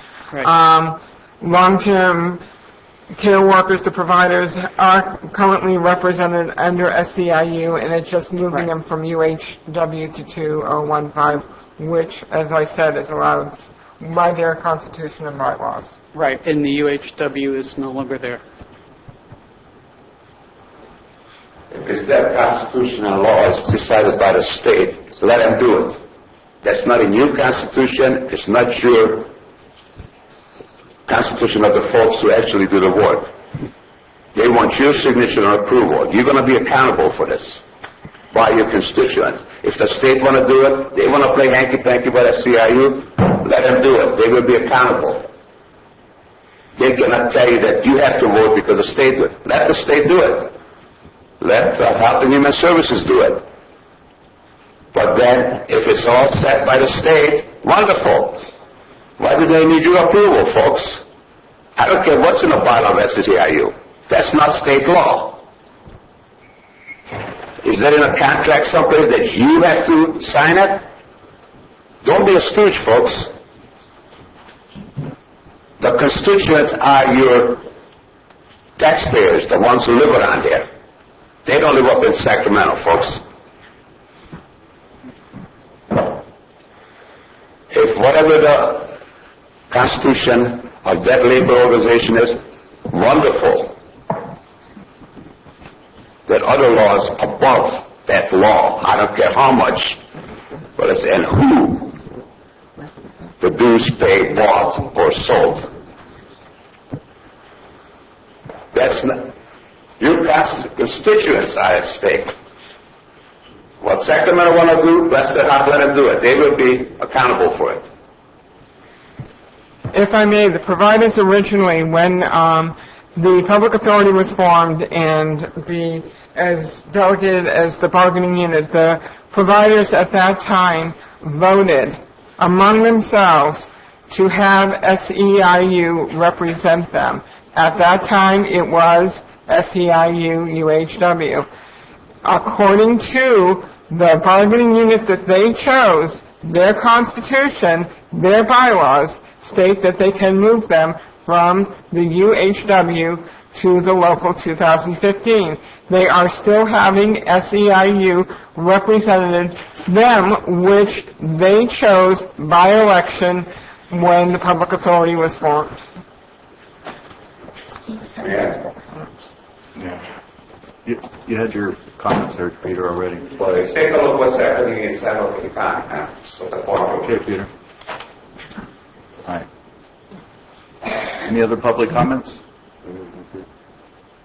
Any board comments? Just to clarify, why do we have to recognize that they've changed how they're going to handle it? There is no UHW to negotiate with. The previous person that at the state level has left. There is, and it's now just SEIU. So this will enable the county to resume negotiations Right. with SEIU on behalf. So you're saying that, was it UHW is gone? There was 2 leaders. There's now 1. When was the election?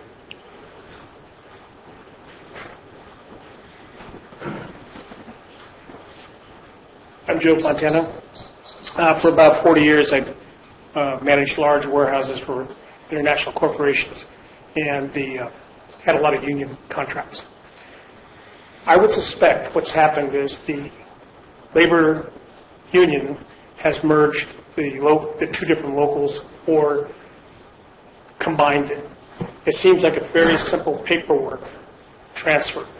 It does not seem like it's open for vote by the membership.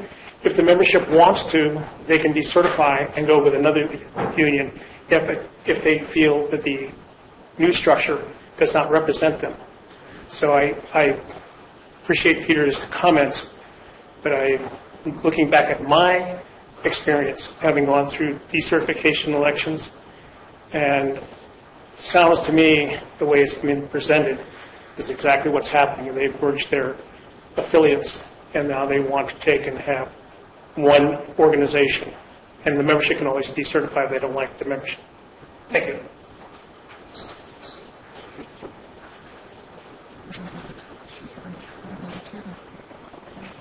Maybe a little clarification. When the members voted in 2004, it was SEIU 250. Okay? Then they changed to SEIU UHW. Now that entity got so unwieldy because it dealt with Kaiser, hospitals, convalescent, and home care. They broke that down. There is still a UHW, but it's Kaiser and the hospitals. That's what exists in UHW. The new 2015 is home care workers from, I believe, 4 different unions. KUHU, which is letters for something, UHW, AFSME, or whatever it is. So that's the new 2015, and it consists of over 300,000 home care and convalescent workers. And the idea of decertifying is a great idea because the last union, UHW, was not responsive to members. They cared about Kaiser. That's where their big bucks were. They used us as a bunch of clones and drones to do all their busy work. My objection right now is that we have not seen our new union step up to assert the idea that we've been without a contract. We haven't had a pay raise in 6 years. Our contract expired 5 years ago or whatever it is, and we would like to see something happen with home care. We hope that this is going to be the answer that we've been paying dues for over 10 years. We're going to finally have some representation and maybe some responsiveness. But the question that I had was, we're moving from one to another and we don't have a contract. So are we, because we signed something 12 years ago, we're still in SEIU, but we're not represented? I don't know how much confusion I can give you, but that's how... So, Bonnie, this is a good move. Okay, you and I both... this is a move towards the better, because we have a more responsive, we have a more responsive leadership. Right. Okay. We the UHW part has been dysfunctional for quite some time. So there's close to 300 providers who, like you said, been serving without a contract in this county alone. So this is a start. Yes. So by signing this agreement, this gives the county, HR, and folks someone to start working with moving forward. As a membership, you guys will have opportunities to either decertify or meet the new guys and move forward. Yes. Thank you.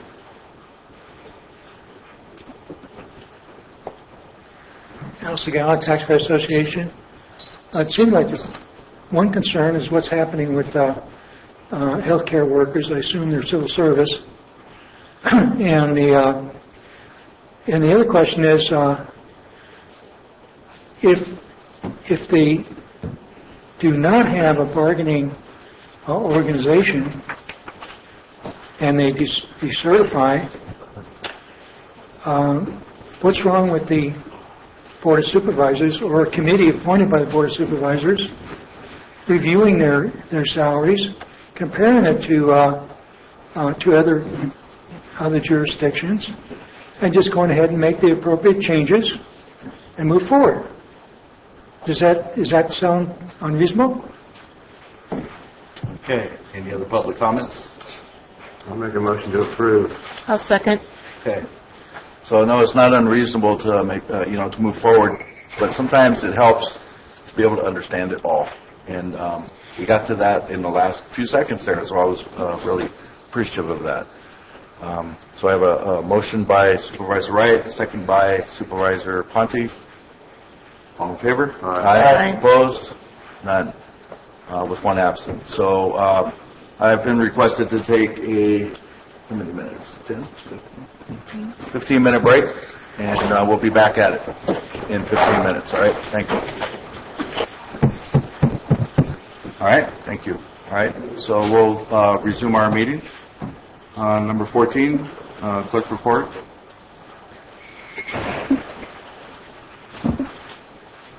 Good morning, Rebecca. Good morning. I'm very excited to be here for this item. I don't know how many of you know how long our office has been working to get a contract for a new recording system. But I have to start with the last couple of weeks really put in perspective how important it is for us to get a system that does have disaster recovery. Currently with our system, the only means of disaster recovery is back backup tapes, which take at least 4 hours to run a full load. So the Friday night that San Andreas was evacuated, I was sitting here waiting for our backup tape to complete so that we knew that once everything was cleared that we had a system to operate when the mandatory evacuation was removed. So that was exciting, and IT was afraid to move the server for fear that it would fail if we even moved it. So in addition to other complications besides like disaster, we're on a month-to-month contract, which means our vendor could cut off our services at any point in time or increase our fees at any point in time. And we don't currently own rights to the system, nor do we own any of the equipment that goes with our system, so our equipment would be gone. We've used the system for 22 years, and there's not been an update in at least the last 6. All the hardware is owned by the vendor, and it will only operate on Microsoft XP, which Microsoft no longer supports XP, so that's another issue. Our equipment fails on a regular basis and is replaced by refurbished equipment that's barely in any better condition. So about a year and a half ago, our system did crash, and it took 2 weeks to get a new server, an additional week to make all the images viewable to the public, and about 3 months before we are completely back in business. So there are a number of procedures that we still manually process, such as we type every single marriage licenses. We're the only county in the state that still manually types marriage licenses with a typewriter. So the last few months since I took office, I've gone to a number of clerk recorder's offices and kind of viewed their processes and their systems. And the system we found to be the most outstanding was Tyler Technologies, which was the system we chose in the end. The counties that currently use Tyler gave nothing but positive feedback. They're user-friendly. Their support is always accessible. The system itself would streamline nearly every single process in our office. It will allow additional access to the public. We'd be able to post our grantor grantee indexes online. There's a number of processes that we'd be able to improve. The last 4 county recorders that have gone out to bid for a new system have chose Tyler Technologies, as did Superior Court recently. So incorporated in this project as well is a conversion of all documents from 1980 through 1995, and we have to convert those documents because they need to be redacted. We're mandated by the state to have all redactions completed by December 2017. Up to date, only 8 years have been completed, and if we don't get the redactions after it, it's impossible. We'd never meet that deadline. So the system chosen by far was the best option. It was the most cost-efficient as well as the superior product on the market at this time. So the lowest bid proposal when we went to RFP, the lowest bid came in at $324,000. We managed to negotiate this down to $302,000, which I thought, considering they really kind of had it over our head that they were the best product out here and were still willing to negotiate with us. In addition to that, we were able to lock them into a 10-year annual fee agreement, which no other county out there seemed to be able to do. So I give kudos to us for being able to do that. So the purchase itself will have no impact on the general fund, and all funding will come from legislatively established funds intended for the sole purpose of modernizing the clerk recorder's office. I did prepare a health assessment of our funds just to make sure we weren't spending too much on this system, and found that within 10 years that our funds will be replenished back to where they are right now, which is they stand total of about $1.2 million. This purchase will bring us back down to about $780, and within 10 years we'll be able to replenish that. So I kind of rambled that all on. Stan, I have to, IT has been extremely helpful, so I do want to acknowledge that I appreciate all the help he's offered through this process, and I don't know if he'd like to give his assessment of the project. If he does, he's welcome to come do that. Otherwise, does anybody have any questions? Because I recommend you approve it. Thank you. Stan Moore from County IT, and we did have a great partnership with the Clerk Recorder's Office in these discussions and looking at the RFPs and coming up with a technical assessment. Rebecca has spoken in terms of what the technical platform is that currently exists, dated. Significant changes have taken place in the industry, and we need to get caught up. So we've got a very good bid in terms of what the technology is going to cost for this. Rebecca has got that factored into her overall bid. We believe that the platform that we will be bringing in will last for a minimum of 5 years. We really think that it will last for 7 years, and we will not have to have additional funding. We do in the pro forma that we worked through. We laid out what the cost would be for at least the first 5 years, including maintenance and so on. And we feel very good that we will have that built in. One of the really nice features about this is that there will be disaster recovery built in, so that we will send periodic updates to Tyler of all of the data. And should we run into an issue where the server that will be hosted locally, if we would run into a disaster, we would declare a disaster event, and in short order we would be able to bring the system up remotely through one of their data centers. When the event was over, we would be able to bring it back. That's something that we would like to get to across the board, so we feel really good that that will be part of it as well. So, any questions that we can address? Question. The amount of money talking here has been for the clerk recorder. Does it include what you need in IT to support this system? It does. Okay.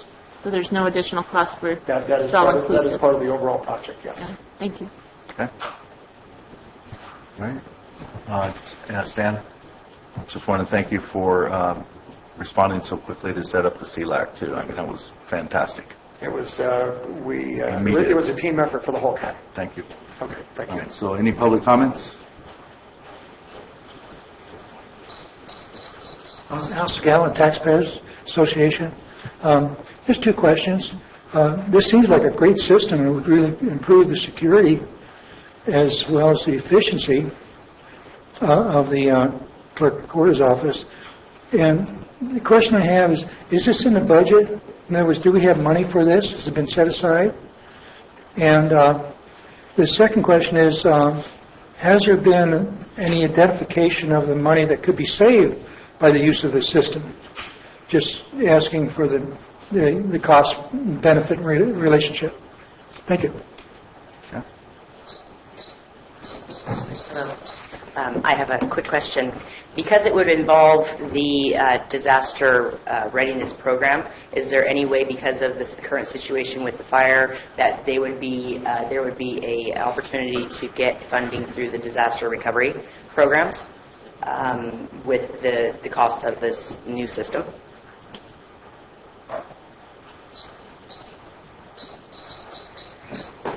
And I just had a question taken off from what Al was asking.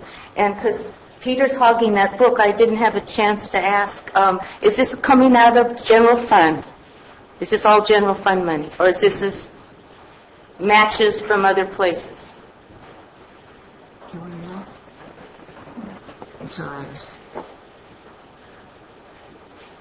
It does not impact the general fund at all. It's legislatively set aside funds specifically for modernizing my office, the clerk recorder's office. And even if we were to go over budget for some reason and had to come back, we have more than an adequate amount of funds to cover it. So zero impact to the general fund. Yeah.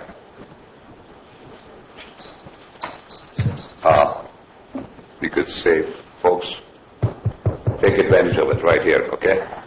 Because that was one of my questions, where's the money coming from?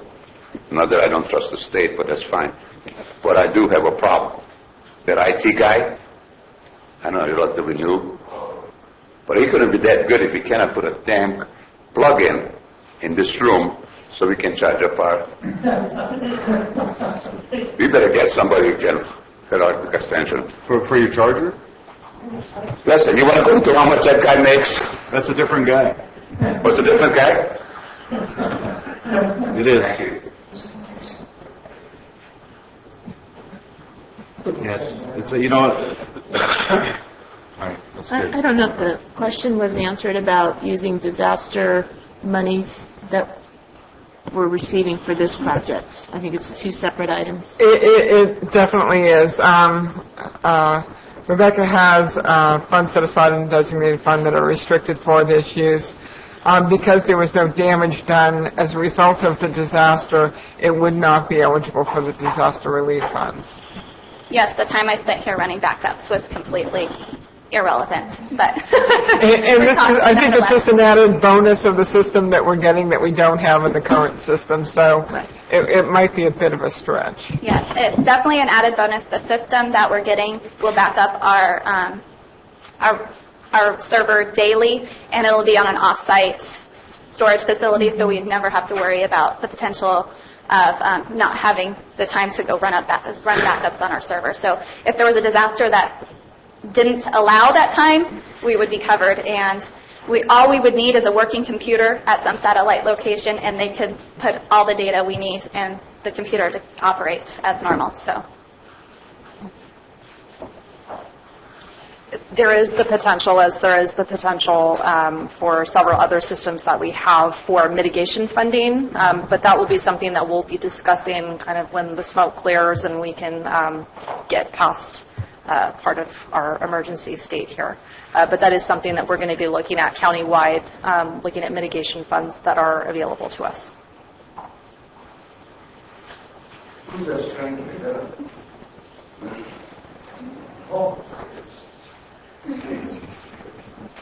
Sam Moore from County ID. I just wanted to explain to everyone what went on with the audio system this morning.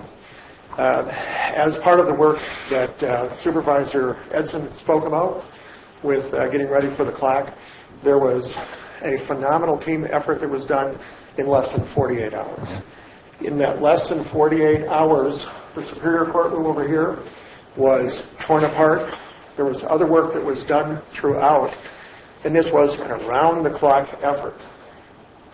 As an unintended consequence of that work, we ran into some issues with our audio system that has been serving us faithfully since 2003 and is in need of additional work to be modernized.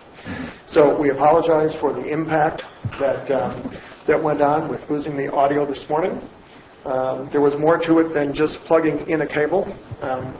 And so it's a fair question in terms of what it was that went on.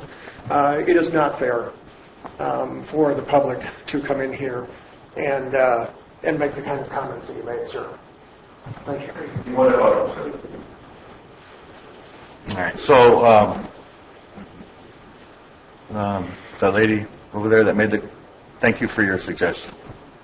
Thank you. That's good. All right. So Is that possible to have funding? well, yeah, that's what our auditor controller says. We're going to have a team that's looking at those possibilities throughout the whole process, and it will be considered. Thank you. All right. Any other public comments? Any board comments? Make a motion to approve. Second the motion. So I have a motion by Supervisor Pawnee, second by Supervisor Kearney. All in favor? Aye. Opposed? Number 15, planning. Mr. Maurer.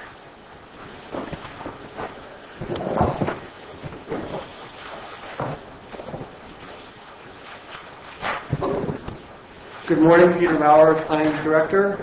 This is an appeal filed by Joyce Heckel, Laura Most, Carol Parks, Don Most, Don Kuhn, and Clyde Clapp of the August 13, 2015 Planning Commission decision to approve a modification of existing permit for the Olive Orchard Estates subdivision project. The application file of the original subdivision was 2003-157.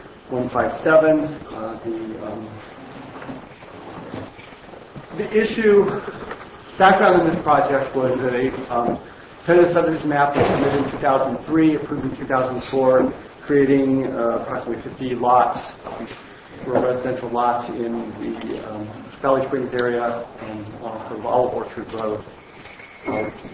As a part of the approval and the mitigated negative declaration that was approved for the project, the subdivider was required to make off-site road improvements to the intersection of Olive Orchard Road and Highway 26, as well as widen and improve Olive Orchard Road itself between the highway and the project. The map was recorded in 2007. The applicant entered into a subdivision improvement agreement to make both on-site and off-site improvements. The on-site improvements have been made, lots have been sold, but the off-site improvements were not made. The applicant in 2012 filed an application to modify the original approval of the project to delete those conditions, which resulted in, or had the effect also of removing mitigation measures since they were adopted as mitigation measures and were part of the mitigated impact declaration. We required a traffic study to be done with this request in order to determine whether or not we could consider the removal of those conditions. The traffic study determined that there was a less than significant impact associated with the project on the roads, and based on the establishment of the Valley Springs Benefit Basin, which includes the road improvements that were required, found that it was not necessary to impose those conditions. The Planning Commission found that the request could be approved. The vote was 3-2, and the applicant or the appellant has appealed that decision. There were several issues that were raised at the Planning Commission hearing. A couple of the commissioners were concerned the fact that the applicant had essentially entered into an agreement to make these improvements, and nothing has really changed that would suggest that maybe this agreement was necessary. And two of the commissioners felt that he entered into an agreement and he should live by that agreement. However, the majority of the commission felt that because of the information regarding the need for the improvements, that it was reasonable to waive those requirements. I guess I should point out that initially those improvements were imposed not because of a traffic study that was done. The county had requested traffic studies to be done for the project.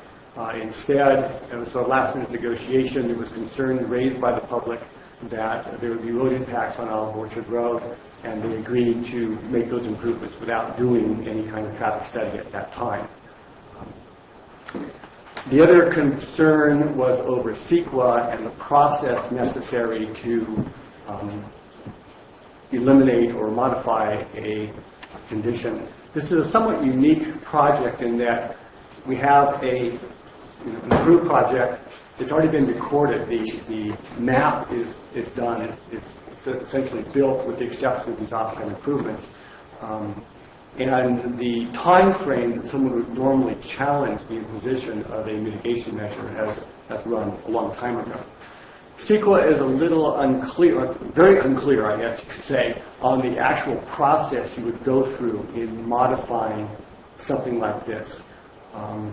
If your project is changing, you can go back and look and see, do you need to revisit the CEQA document? Do you need to do a supplement or an addendum to the EIR, or the negative declaration? Because the project itself wasn't changing, just the condition of mitigation measures, it doesn't really address directly how to do this. There's been some court cases associated with this that somewhat relate to this situation, but not directly. We prepared a separate negative declaration for this action, and the Planning Commission based its findings on that basis, that the analysis done for this request to waive those conditions found that there would not be a significant impact, and that's what the basis of the Planning Commission's action was. The other concern that was raised was the fact that the traffic analysis relied to some degree on the fact that there is a benefit basin that would, over time, improve those roads. Now, that benefit basin was established in 2004, and there's been no review or update of the fees, the improvement costs, and those kinds of things that were done, and there's a question of whether or not those monies would be sufficient to make the improvements. I don't know the answer to that question. I think that some of the Public Works is here if that's a concern that you have. And that's really sort of a separate issue because the finding was that the number of lots and the traffic generated from that would not have a significant impact, and therefore it was not necessary at this time. We also reviewed or sent the proposal to the local fire district for their comments, and they did not have any concerns about removing that condition. So the Planning Commission voted 3-2 to approve the modification of the existing permit and waive the requirements, and the appellant has appealed that for you. Staff recommends that you uphold the Planning Commission's action and deny the appeal. Do you have any questions? Did you talk to Caltrans about this? It was circulated to Caltrans. They did not have any specific concerns about it. Any other questions, guys? I do. So it was a 50 home development? I believe so. I don't remember the exact number. Do you have any idea how many homes are built out right now? I don't. Okay. So the homes that are built out there, do they pay into this benefit basin? Yes. Any new building permits in the entire basin, including the Olive Orchard Estates, would pay a certain amount of fee established for that benefit basin.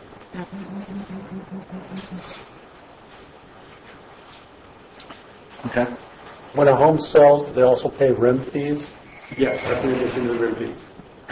So these other fees you're bringing up are in addition to RIM fees and yes, there are benefit a number of benefit basins that have been established throughout the county when there are specific road needs for that area. So the RIM fees cover the general county-wide road improvement requirements. There are certain areas that says this area is generating additional traffic and needs to have some specific roads that aren't covered under the RIM fee program. That benefit basin money is used to improve those roads. So these are specific to that area of Valley Springs. Has the developer been paying fees since they've started selling these home lots? As the building permits are pulled, those fees are charged. I mean, though, into the road fees that they're trying to have changed here.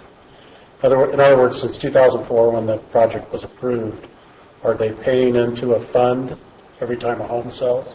Yes. I'm not clear on that. Yes, every time that a building permit is issued, a fee is charged to that building permit that goes into the RIM fund, as well as into the Valley Springs Benefit Basin Fund.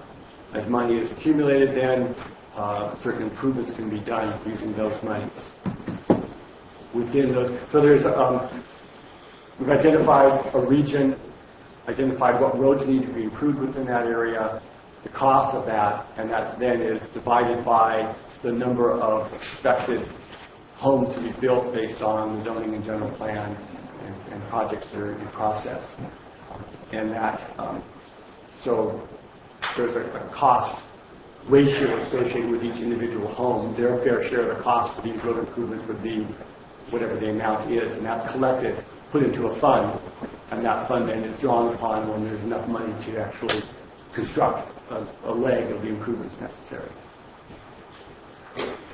And is that's paid by the individual homeowner, not the whoever's pulling the building, not the developer, not necessarily the developer of the land, but the Voorhees who did the project. Because the impacts associated when that traffic is generated, the traffic generated when the home is constructed and trip started.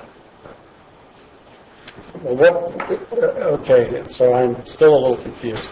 What fee is it that There's no fee that's being modified here. The applicant was required to actually construct the road, widen and improve Olive Orchard Road as well as the intersection of Highway 26. The applicant is requesting to have that condition removed from the project. Okay, I got you. And did I hear you right that when this project was put forward, there was no traffic study? That's correct. And the traffic study was conducted in this last year? They agreed to those conditions sort of in lieu of doing the traffic study back in 2004. When they submitted their request to have those conditions waived, the only way we could do that is, well, we need to determine whether or not these improvements are necessary. We need a traffic study. That was done recently in the last year or so. So the developer agreed to these things, minus traffic study, etc. He agreed to these things for this project. Yes. And that's why, I mean, that was part of the conditions of approval, correct? That's correct. And now, it just seems, like maybe we should be talking about the whole project again, because, I mean, that was part of the project. I mean, how can we just pull this one thing out? Is he going to come back with other conditions of approval and say, actually, now that I was thinking about it, I didn't like those other ones either. I mean, is there no end to it, or? I mean, it seems like the project... Theoretically, there's no end to it. Any applicant has the right to apply to have a condition reconsidered. In this case, everything else has been done. The map is recorded, the lots exist, and they're being sold, except for this one improvement requirement. But our code allows for an applicant to come back in and request a modification of the agreement. That was part of the deal for it getting approved, was that he was going to build it. I mean, that's how the deal was made. It just doesn't make any sense. And that was an issue that was discussed at the Planning Commission. Well, we hope so. Yeah. But in these traffic studies now, they're not recommending that these improvements be done. Am I correct? The traffic study found that they were not necessary.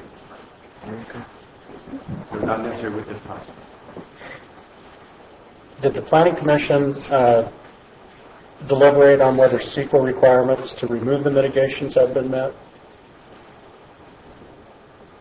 To a degree, we identified the fact that we prepared a new environmental document for this. We didn't get into some of the technicalities of modification to mitigation improvements. Wasn't something that the Commission really got into the discussion.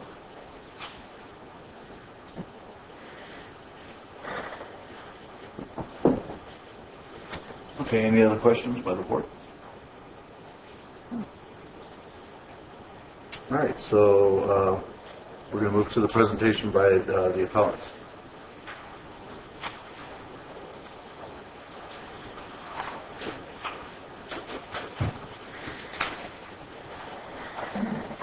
My name is Joyce Teckel. I'm one of the appellants. I'm here today also representing Carol Parks, Don Kuhn, Laura Most, Don Most, and Clyde Clapp. After 4 Planning Commission meetings in 2004 where many citizens commented about Olive Orchard Road impact concerns and where no required traffic study was produced by the developer applicant, Planning and Public Works staff met with the applicant and developed a set of mitigating conditions for road impacts of the 47-lot subdivision project. The applicant agreed in writing to implement the required conditions for off-site improvements. With this written agreement in hand, the Planning Commission recommended approval of the project, and the citizens felt their concerns had been resolved. The Olive Orchard Estates project was approved by the Board of Supervisors on December 20th, 2004. As reported, since the development would add 500 vehicle trips per day to the road, Voorhees must widen and straighten about 1 mile of Olive Orchard Road from Highway 26 to his development. He will also have to build turn lanes on Highway 26 to access his project. District 5 Supervisor Victoria Erickson said, "I am pleased to see we're doing something with roads up front instead of in arrears."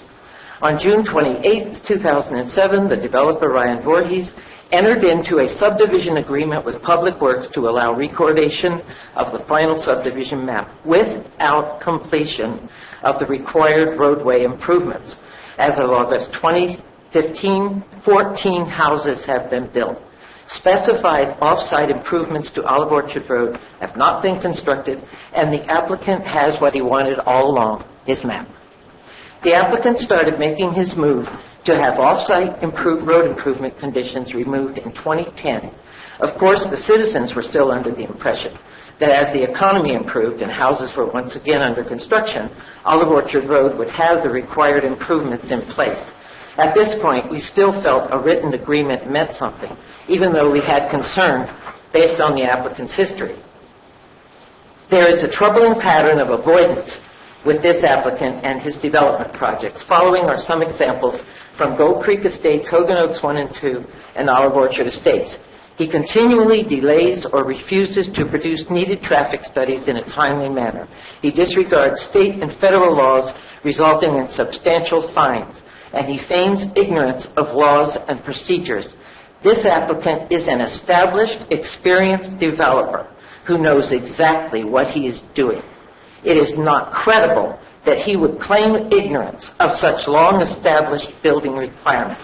He had a plan and he executed it. Can developers treat project agreements like they are written on nothing more than toilet paper? Are there no repercussions for tearing up a signed agreement worth millions of dollars to the county?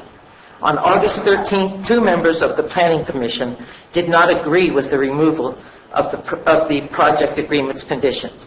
To me, the message ought to be that when you make a deal with the county in writing and the community relies on it, you ought to uphold your end of it, and that was Commissioner Wooster. I felt there's an obligation to uphold that promise as well. That was from Commissioner McLaughlin. Both commissioners voted against modification. The applicant agreed to his subdivision map conditions in 2004 and did not contest or appeal conditions during any of the statutory appeal periods. He further agreed to the conditions in 2007 by posting a bond for the road improvements in order to get his subdivision map recorded. By 1, agreeing in 2004, 2, not contesting in 2005, and 3, posting a bond in 2007, guaranteeing that the road work would be done, the assumption remained that the road improvements were necessary to offset project impacts, and that the applicant intended to do the road improvements, and he agreed to in 2004. At the August 13th Planning Commission meeting, Commissioner Wooster asked, what is the benefit to the county and residents if the applicant complied? What is the benefit that would be lost? At the time, Calaveras County staff did not know the answer to this question, so the answer wasn't taken into consideration in the MEP decision. Since then, we have done the math. Based on published estimated capital project cost in the Valley Springs Benefit Program, the benefit that would be lost to the county and the public by removing the applicant's written agreement to install left-turn lanes on Highway 26 and improve a portion of Olive Orchard Road could exceed $3.5 million. This is a discretionary decision. There was a clearly identified nexus to assumed road impacts when the map was approved in 2004 as a potential to generate 500 vehicle trips per day. The applicant agreed to these conditions in lieu of doing a traffic impact study in 2004. The mitigation need is incremental for increases in traffic for the subdivision. And clearly there is a substantial monetary benefit to the county and the public that will be lost if agreed-to road conditions are removed.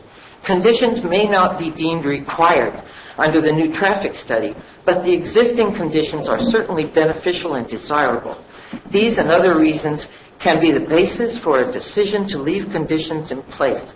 The Board of Supervisors has the discretion and full authority to recommend approval or denial of the MEP. The county may continue to impose the existing agreed-to Olive Orchard improvement conditions. Residents that use Olive Orchard Road don't agree with the LOSB grade level, and the 2012 K.D. Anderson LOS study shows a level of service C in Table 2. The reliance on various LOS standards is problematic, and there are safety concerns. Physical conditions of the road are important. In the 2015 LSC traffic study, it states, note that the adequacy of the existing roadway cross-section was not evaluated as part of this. The existing roadway cross-section should have been evaluated. It's inadequate and dangerous. In the 2012 K.D. Anderson letter to the applicant, it states, the roadway has gravel shoulders that range from 1 to 2 feet. This is not correct. From the project to Highway 26, short portions have gravel 1 to 2 feet. but the majority of that section of road has ditches, areas with a 6-inch drop-off, and banks of one or both sides on one or both sides of the road. At the Planning Commission meeting August 13th, District 5 Commissioner Tuno said Olive Orchard Road is really dangerous. The road was resurfaced and the lines were repainted, but the road remains as it has been for years, a vital but dangerous connector road. The addition of over 500 trips a day from the Olive Orchard Estates project warrants road improvements up front to mitigate impacts and increase safety. Olive Orchard Road is used heavily by locals, especially Rancho Calaveras residents, to travel from Highway 26 to Highway 12, via Olive Orchard Road, Burson Road, Southworth Road, Pettinger Road to Highway 12. The route is shorter and allows them to avoid the serious bottleneck, that 1226 intersection in Valley Springs. Olive Orchard Road is also a key evacuation route in the event of the 1226 intersection is blocked during an emergency, as happened during the Patterson fire. With the proposed future projects, we are concerned that cumulative impacts for this road have not been adequately addressed. Members of the public have requested that cumulative impacts be addressed on almost every subdivision for the past 10 and a half years. Olive Orchard Road improvements are a capital project in the Valley Springs Benefit Basin Road Impact Fee Program. The Basin Mitigation Program was established in 2004 using 2001 Regional Transportation Project road project costs, but has not been updated since then. The Basin Program requires regular review, but fees have stayed the same for 11 years. The approved project list has not been reviewed annually as required, and capital project costs have not been updated for 11 years. The 2004 Valley Springs Benefit Basin Capital Projects cost estimate for the Olive Orchard Road Highway 26 left turn pocket is over $1 million. The Western Connector Project, a 6-mile-long road improvement project, which includes Olive Orchard Road, cost nearly $13 million. The section of Olive Orchard Road, which was to have been improved by the applicant Ryan Voorhees, is over a mile long and would have contributed millions of dollars to needed Olive Orchard Road improvements. The 2004 Valley Springs Benefit Basin fee for a single-family home is still only $1,275. At full build-out, the Olive Orchard Estates homes will only pay $59,925 into the benefit basin for road impacts. At this rate, there will never be adequate funds in the out-of-date Valley Springs Benefit Basin to improve Olive Orchard Road or its intersections with Highway 26. Road impacts need to be directly paid for by the developer causing the impacts, as promised in 2004. Calaveras County isn't effectively addressing cumulative impacts or enforcing mitigation measures or ensuring that adequate rim and benefit basin fees address the growing traffic impacts from development. Calaveras County is allowing itself to be gamed and manipulated by some developers to the detriment of county residents and property owners.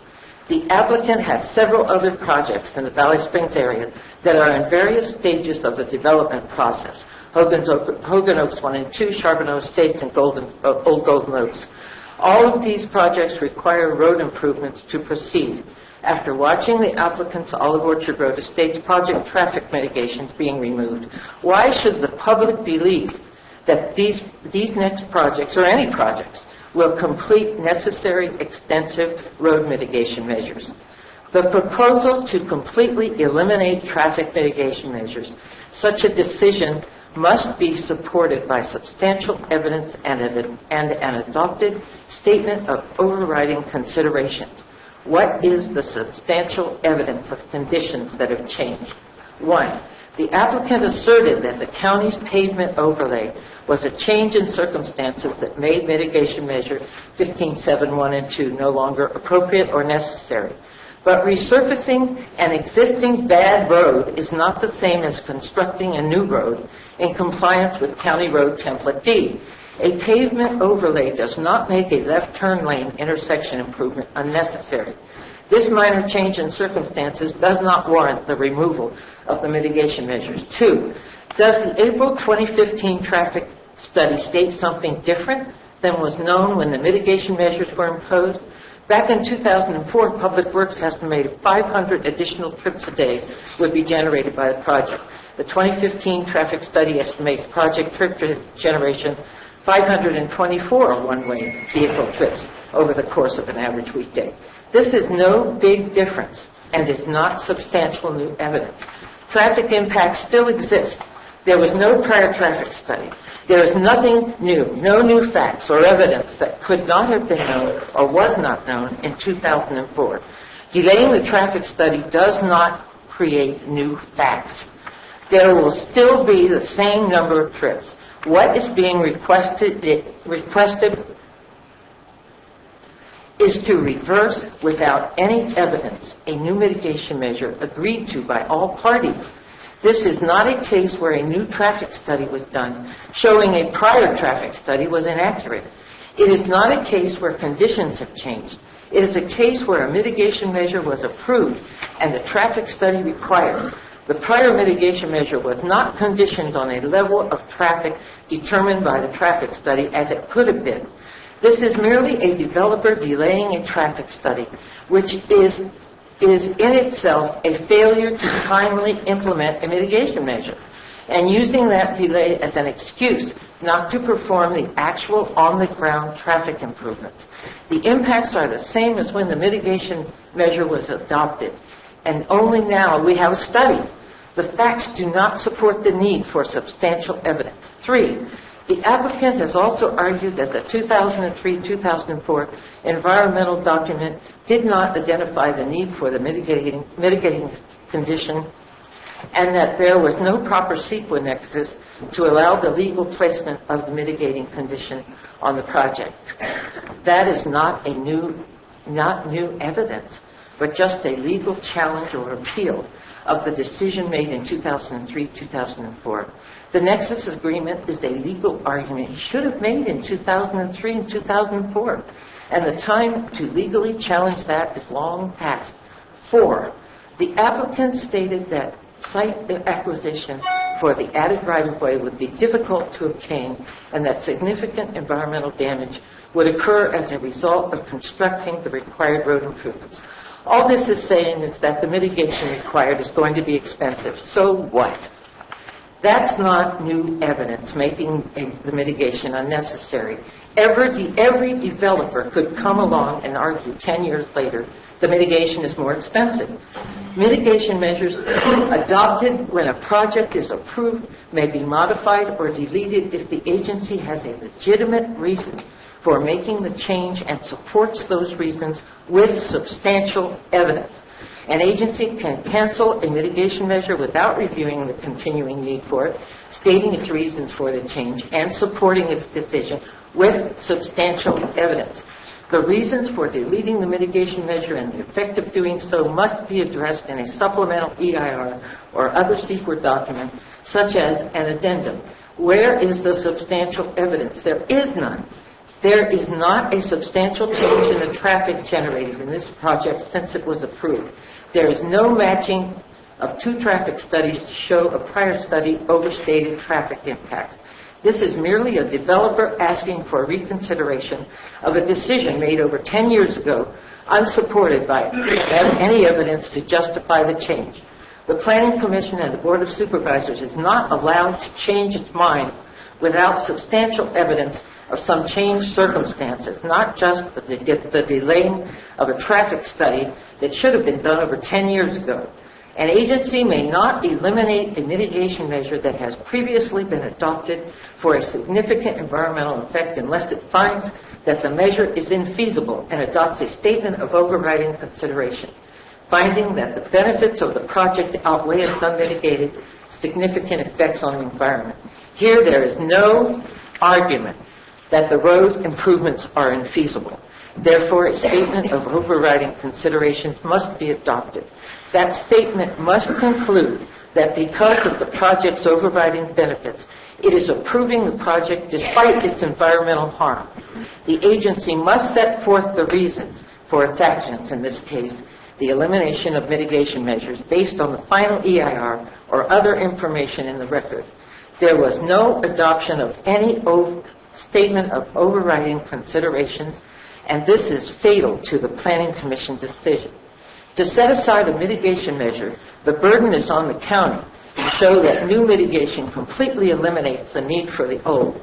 If the Board of Supervisors approves the MEP and the county is willing to give away improvements due now worth $3.5 million, the TIS is just a way to appeal an agreement made 10 years ago. Please give us reason to believe needed road improvements will actually be completed when agreements are signed. We ask that you deny the application for modification to existing permit for Olive Orchard Road Estates. Thank you for listening. Okay. So now we'll have presentations by members of the public, and those shall be limited to 5 minutes for each person.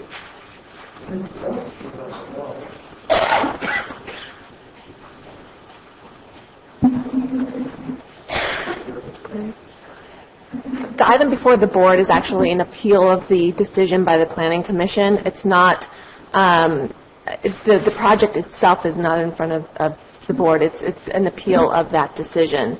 So the developer, if he is present here, or a representative who is present here, according to the appeal hearing process under the board rules, it's Rule 22, it allows for staff presentation by the applicant, and then it moves on to presentations by, I'm sorry? Oh, I'm sorry, appellant. And then presentations by members of the public, and it specifically limits that to 5 minutes. There is a process for appeal hearings with which this is, so that is what the chair is going by.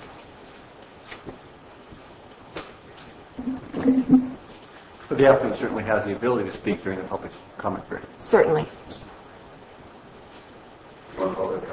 Yes. I would hate to see any more improvement on that road, because I'll tell you something, that asphalt is very, very bad for you.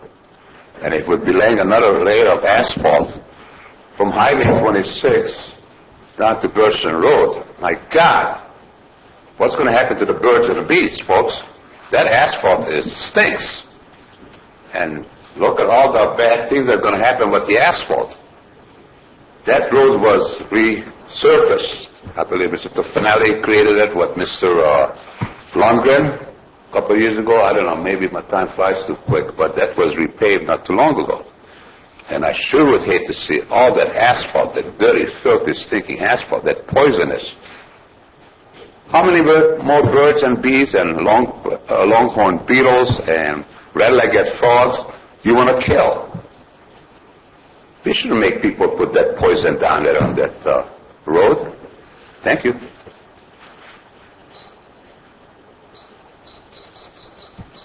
When we get rid of asphalt, we can get rid of cigarette smoke, too.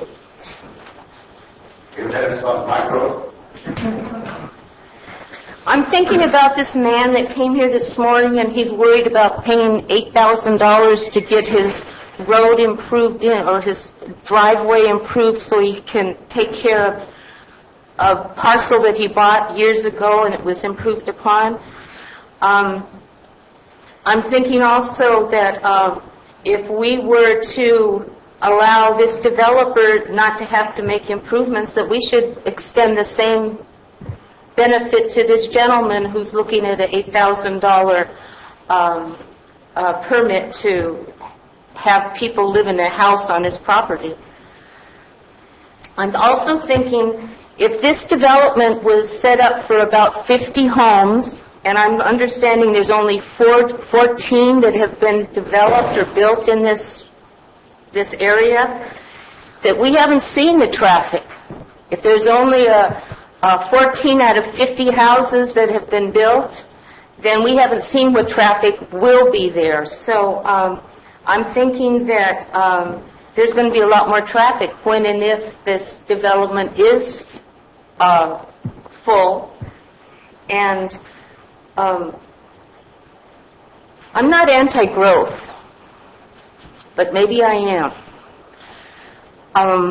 I'm concerned about land speculators developers, contractors coming to Calaveras County, doing what they want without proper oversight and accountability. I think we're giving a lot of people a lot of leeway without taking care of business, and whether that means inspectors watching everything all the time, because we can't trust the speculators, developers, and contractors to do right by the public. And then I'm also thinking that we're going to be losing a whole lot of money in our general fund because we don't have people paying taxes anymore. They've been burned out of their houses. I think we've got to start looking at how we can cut our expenses everywhere and utilizing what resources we have for the benefit of everyone. I'm thinking of the people that live out in Rancho right now that I believe were suckered into buying a piece of paradise, and it's turned into a hellhole. We let development happen without proper authority and oversight, and this looks like another case of that, where somebody made promises, but now, we want to be friends with these guys, so let's give them a break, because, we want to keep them around to keep cheating our the people that buy homes. I think the man should be held accountable for the agreement that he made 10, 12 years ago that will benefit our community and maybe make it a safer place to get in and off of Highway 26. All right, any other public comments? Joe Kelly from the unrepresented area of District 1, 5th Assembly District and 8th Senate District. Page 125, the last paragraph. At its narrowest point near SR 26, there is a 19-foot of pavement and 20 feet between guardrails. Elsewhere, there is a 20-foot pavement section and gravel shoulders that are 1 to 2 feet wide in the width. The 19-foot scenario, can you guarantee that two tandem axle dual rear wheel trailers, 8.5 foot wide each, can safely pass without adjusting course, causing the outer tandem tires wheels to leave the pavement, overloading the inner dual tire and wheel beyond maximum capacity? Can you guarantee that the gravel shoulders will be maintained so as to allow a tire and wheel to successfully ride along without a drop-off causing a bent or broken axle? Same question for a tandem axle single tire and wheel trailer. Table 4, page 126. Why does the chart show 3 different lane widths from 9 feet, 10 feet to 12 feet? Why the major difference? Would any be considered substandard, potentially dangerous? What I'm alluding to is assumptions are being stated that something eventually will or will not change. A special level of service methodologies classify on its Calaveras County roads based on the speed of travel. What happened to the road ordinance that was being done by citizens engineers and Tim McSorley, Public Works Director at the time?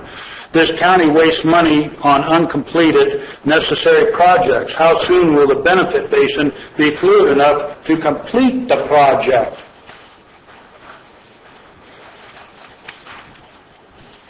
Since a number of homes have been constructed and sold, if you deny the appeal, when does the applicant pay the RIM fees and the Valley Springs Benefit Basin fees? Is there an agreement with the developer to immediately pay since collection at building permit time has passed for Phase 1? Phase 2 will be starting. When will collection of fees be? Will it be then when the Phase 2 starts? This really isn't much different than what you have on Blue Station Road. And I'm here to advise you that trailers go off the roads and they get bent and broken axles. I had one. I only went for a new axle repair, not a full thing on mine. I was paid by you folks, probably without your knowledge, through your insurance company. Nobody came out to verify that I had a broken axle. The axle was loaded in the back of my truck, ready to come here on a Tuesday to have you folks take a break, come out and verify that that axle's bent and broke the day before somebody showed up, because I pitched such a bitch. So, wake up, folks. Stay with the regulations you got. If it's a negative, mitigated situation here. That was part of his approval. Don't change. Make him do it. Then it'll get done, because we see nothing's being done on Pool Station Road. Nothing's being done on a lot of other roads, because there's no money. There's money in the thing, but nobody knows what to do. So make the units that are being developed complete. Make them do it. And I do agree with everything Joyce said. Thank you.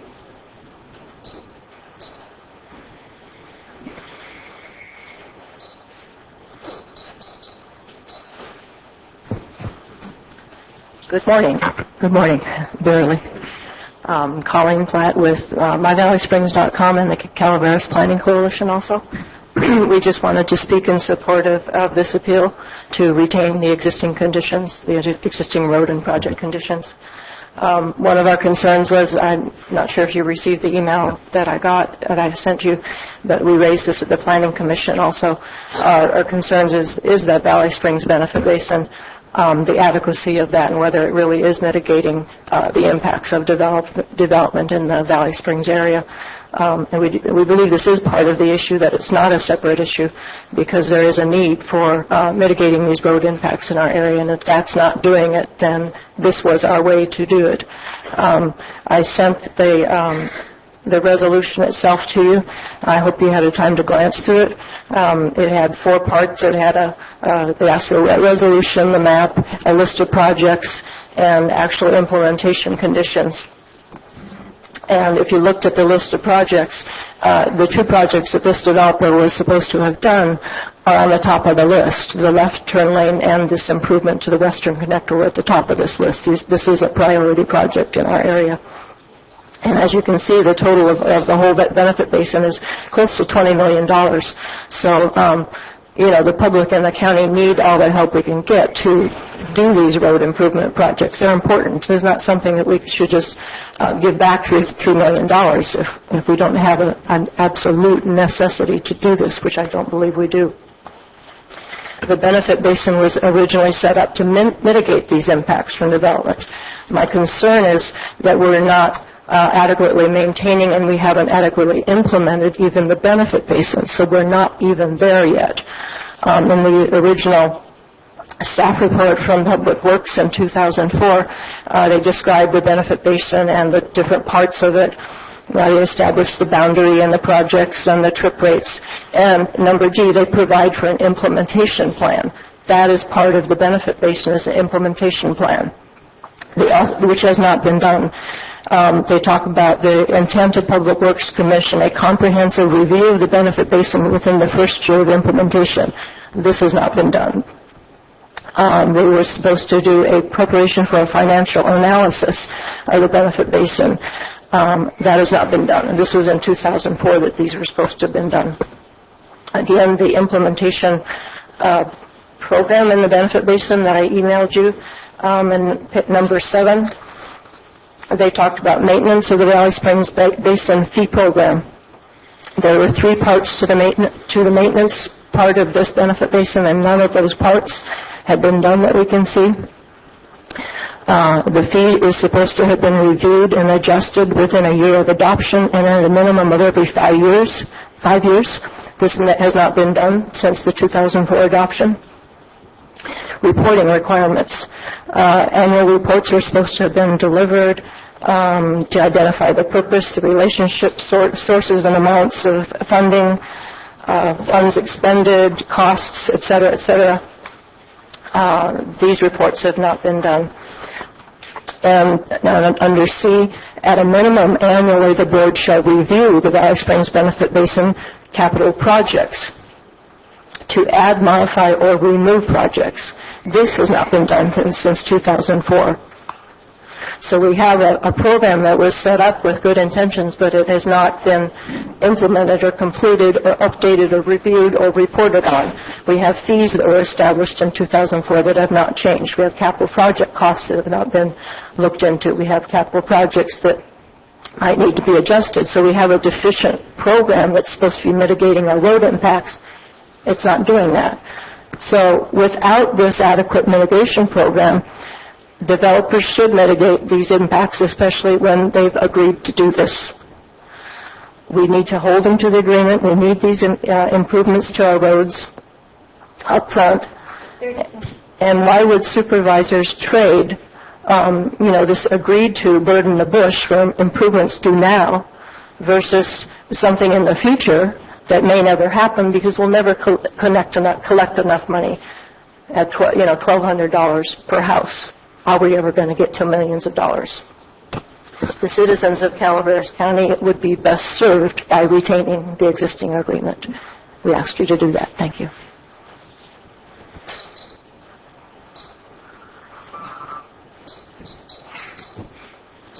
Marty Crane, Rancho Calaveras. I think the information presented today is overwhelming in support of maintaining the mitigation agreement that was made. I think what we're doing here is being careless with the public trust again. So we have to be careful that we're not careless with public trust because it's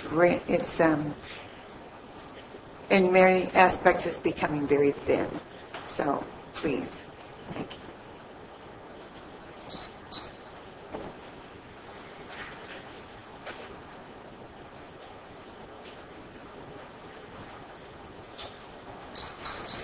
I'm Clyde Clapp from Valley Springs. I live in Rancho. I bought property in Rancho probably 45 years ago. Now, when I bought property in Rancho, I paid good money for it because they paid all the fees when they put Rancho in. They had to dedicate school sites. They had to improve the Highway 26 in front of it. And so I paid those. Then you guys put a rim fee on, and I pay the rim fee too because it improves the intersection in Valley Springs I live now. But now you're asking me to go ahead and help pay for a developer. And I am a developer. I've done developments in... Excuse me, sir. You're one of the appellants. Yeah. So... I'm public comment. But he's one of the appellants. Supposing public comment, anybody of the public can comment. In the future, if you are an appellant, it should be included in all appellants have the opportunity to speak when the presentation of the appellant, all appellants are supposed to speak at the original presentation, just for future reference, but during public comment, anybody of the public can speak. So you are limited to the 5 minutes because public comment is... Okay. Sorry. And so anyway, so now I'm being asked to put part of the improvements in for the other person. Highway 26 and that intersection is dangerous, it's horrible. And with you guys knowing it's horrible, and you let this guy off the hook, and you're going to be responsible for the accidents that happens there. There's no way you can sit there and if it goes to litigation, say, we didn't know. And there is going to. And when I lived here up here, when we had the fire, it was terrible getting out of Valley Springs area when the place was on fire. And so it's going to be more terrible for people up on Olive Orchard to get out of that place. It's a horrible intersection. And if you don't believe me, you should have went up there and looked at it. Drive down that road. I mean, it's a horse trail basically that they paved over the top of it. And like I said, I just can't. I've paid for improvements and stuff. I've done work up here, and I had to get involved in the impact report on it. I had to put curb and gutter in for the first bank that Washington Savings went to town. So should I come up here and ask for all that money to be refunded to me because it wasn't needed? I mean, I've never complained about any of the work that I was forced to do or asked to do for the project. I've always done it, and it's a benefit to the project to do it. I mean, for those people living up there to come down on that terrible road, it's degrading to the project. I mean, it's a benefit to the project to have the roads, improved. Thank you.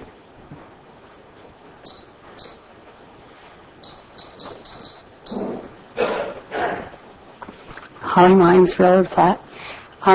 I hope it's appropriate to refer to the next item on the agenda in commenting on this issue before you right now. You're going to be discussing on the next item the Planning Commission's recommended vision statement and guiding principles for the general plan. And many of us have been attending the Commission's discussions about the general plan and the revisions that they're proposing. And there was quite a long discussion about the vision and guiding principles. We've noticed that the Planning Commission now seems to put the highest priority on the rights of property owners. So the vision begins with the recognition of private property rights. However, there's a section, it's divided up into a number of sections: property rights, role of the plan, economic development, community development, infrastructure, and so on. Under infrastructure, they are proposing the statement, new development will pay the costs of providing adequate additional infrastructure and services necessitated by development, including roads, water, sewage disposal, and services such as schools, police, and fire protection, without reducing the level of service enjoyed by existing communities. So this is the Planning Commission that just proposed this as their statement about infrastructure and now has denied the appeal on this particular infrastructure project. Two of the commissioners did vote in favor of the appeal. However, it seems to me a bit of a scary proposition if the very Planning Commission that authored this statement about infrastructure on its first opportunity is saying, well, let's not make the developer do this. It makes one lose faith in the process of rewriting the general plan if we look at a prime example before the general plan has even been approved, that they are willing to bypass the traditional way of requiring developers to provide the infrastructure that's necessary. So I hope you'll take that into account, too, when you look at this vision and guiding principles. Thank you.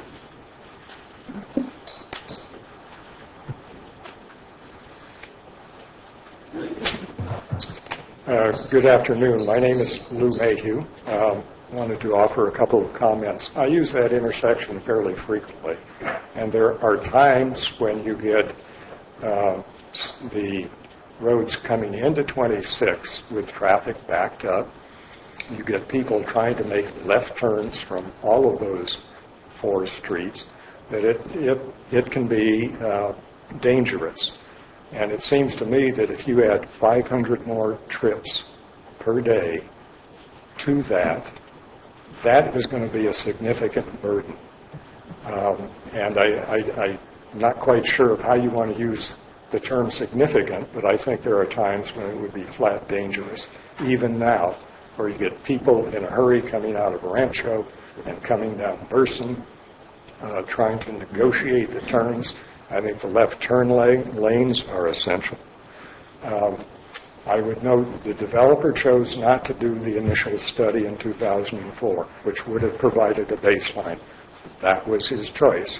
To come now and simply based on this recent study, and I don't know whether they measured traffic or they simply did it by modeling, but to suggest that they come to the conclusion that that will not be a significant impact.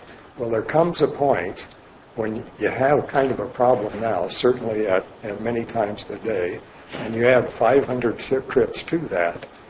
I think you need awfully good evidence to overturn that, and to say this one developer-paid study is significant overriding information to nullify a contract that the county has, that the developer has with the county and really with the public it's simply insufficient. So I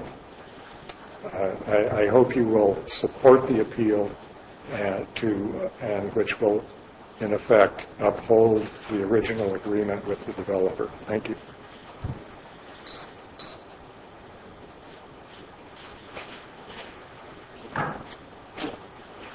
Any other public comments? None? Can I speak during public comments or? Yeah. Thank you for giving me this time. I guess, first of all, I happen to know this evil criminal developer very well, and I know how much he's actually done to contribute to our county. And I appreciate the things that he's done and worked with me to accomplish in this county. It was not something that he wanted to initiate, of course. What developer wants to spend money? Who's kidding who?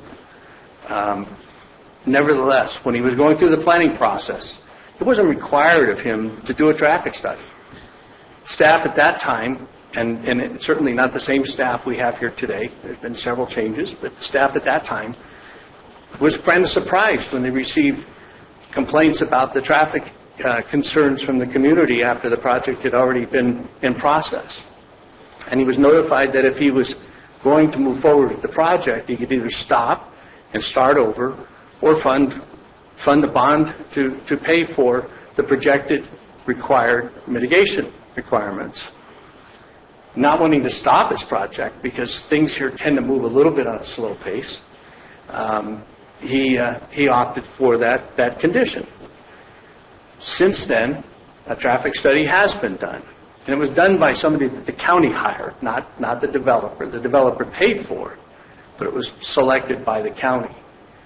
And in that study, by the professional engineers, they found that there is no need for any improvements. That same study was also reviewed or done by Caltrans. And Caltrans said there is no need for any improvements. The Council of Governments reviewed it. Our own staff, Public Works and Planning, reviewed it and said there is no need for this. Unfortunately, what's happened with times changing, bonds like this have become extremely expensive. When he put the bond in place, it was no big deal. He called his bank and the bank put the bond on. Since then, that bank has sold many times, and now they're requiring him to pay an exorbitant amount of money. He pays $35,000 a year just to maintain a bond. Every time he sells a home, he has to walk in with $50,000 cash to release that security from the bond. It certainly doesn't give him much initiative to want to move forward, but he continues to. The accusations about him not fulfilling his commitments, I don't feel are too accurate. I've watched him buy up what was a mobile home park project and turn it into Gold Creek Estates, where there are many families living there quite happily. I watched him buy up a failing asset, the La Quintana Golf Course, and out of his own pocket fund to build a new clubhouse, a new pro shop, and take it out of what was going to be a bankrupt project, $2.4 million in debt, and add to that the assistance to CCWD to accommodate additional treated wastewater, saving the ratepayers $2.4 million in projected costs. I watched him pay $750,000 to prepay connection fees so that the utility district of Valley Springs would not go defunct because they were failing. He also paid up the bond fees that were going in default for CCWD at the 604 district. He's not an evil person. What is fair? Who is the expert here? Is it the traffic engineers? Is it Caltrans? Is it our county planning and public works? Or is it the opinion of the public? We didn't say we wouldn't do a study. It just wasn't required at the time. Since then, it has been required, and we did it. We paid for it. And the findings were it wasn't needed. If the study had been done earlier, do you think the findings would have been worse or less? I would have said probably less. I don't know how the improvement requirements would grow, from now to back then, I think it kind of goes the other way. 30 seconds. Thank you. I appreciate the time, and I hope you do consider helping Mr. Voorhees through this project. Thank you. Sir, what was his name? Who? Mr. Tan. On our 18th. I second. Okay, any other public comments?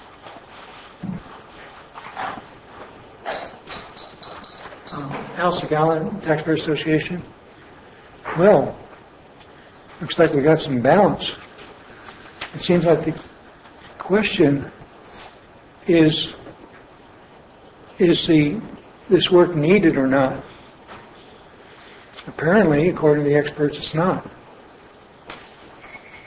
The next question is, in our mind, when the people purchased their property in the subdivision, were these improvements part of the of that contract that they had with the developer? And if they're not included in that, it would seem there's no harm done to the public because the work was not required, and there would be no harm done to the purchasers of those properties. So, looking at it from that perspective, the Planning Department, Planning Commission did the right thing. Thank you. Any other public comments?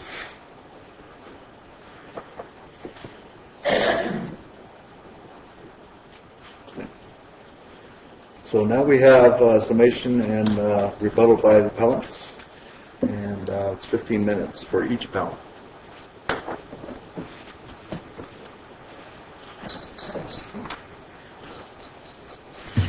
This is a discretionary decision. You can either uphold or appeal or deny the appeal. You can either hold Voorhees to his commitments or let him off. It's discretionary. I hope you make the right decision. Any of the other appellants wish to comment? Okay. So we have staff summation and rebuttal. I have nothing to add unless you have any specific questions about this application. Go ahead. There's a question about the process. So when it was approved, and then the map was recorded, but I thought that part of the, I guess where I'm hung up is part of the condition of approval was these improvements? Yes. And so when a final map is recorded, the applicant has the option to complete all the improvements up front and then record the map. Or he can bond for those improvements and enter into a subdivision improvement agreement with the county. Typically, there is a period of time. Typically, we'll make these improvements over this period of time. There's bonding posted for the cost of those and the engineer's estimate given for how much all those improvements would cost. And the bond is put in place so that if the applicant, developer, does not complete those improvements, the county can go and pull that bond, have the money to pay for those improvements to be done. Thank you. That clarifies things a little bit more. And so is there a timing on a time limit on this? I mean, did he have to complete the improvements within a certain amount of time, or is it the bond, it just goes on? I don't know. That's something that's typically handled by the Public Works Department. I used to, in prior jurisdictions, typically a 3-year period, or, you know, it depends. And I don't know what our requirements are here as far as maybe Jeff or someone from Public Works can answer that question. Yeah, that'd be interesting to know. You know, is it just an endless bond, or is there? Usually the bonds are good for a period of time. Right. And as time goes beyond that, they have to renew the bond and to keep it current. And we want to make sure that the money is there for the county in the event that we do have to pull. And yeah, because once he ends up, the time limit expires, right, then that's when we pull the bond and we go ahead and make the improvements. Right. Correct? So, I mean, seems like it's been a few years now. Good afternoon, Robert Packinger, Public Works. In order for the developer to have his map recorded, he has to enter into a subdivision agreement and submit security of some kind. I believe in this case, Mr. Voorhees has submitted a letter of credit. The subdivision agreement has a certain term, and we renew them as the developer is either able to come up with the improvements and complete the project or not. The economic downturn hit everybody, so that was the common theme for the last few years.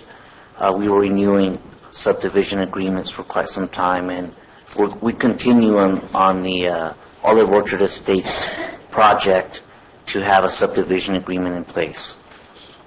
So you're telling me there is no limitation on the bond? It depends on the type of security. Bonds have certain language on them that make it that the bond can't be released until the subdivision agreement is completed. Other mechanisms, letters of credit, you have to be more careful, and we have to be after the bank and making sure that the letter of credit continues to be viable. So you don't know? No. They'll continue, and they'll submit letters to us and request for continued another year until they can get their work done. And so the idea is that they will build out, the entire subdivision, and then maybe at that point they'll have enough money to do the improvements? Because the way I thought I heard it, maybe I heard it wrong, was that the subdivision was approved based on the conditions of approval, and one of the approvals was the improvements of this road. So at what point in time were these improvements going to be made? There is no trigger written into that mitigation measure condition of approval that says at a certain number of homes that are built, that road needs to be built, or else you don't get any more homes. There are no triggers built into this. Okay, thank you. So every time he's sold a home in this project, he has had to post a bond irrespective of rim fees and the Valley Springs Basin. No, the security was posted at the time we recorded the map for all of the improvements. The money, the rim and benefit basin fees are collected with the building permit, but that doesn't affect the bond at all. He's still responsible for those off-site improvements. And the only review that we do is to ensure that we still have the money necessary through the letter of credit or the bond, and it's still valid, that if we need to call it, that we can. Now, again, typically there is a time frame, the subdivision improvement agreement has a time frame on it, and it is, but because of the economic downturn, the county has been very lenient on extending that, knowing that there was no market for the lots at that time to require that upfront cost. When the housing market is a little more robust, there's more income coming in, we will most likely be more stringent on, hey, it's due now, you need to make these improvements, or we're not going to extend that agreement.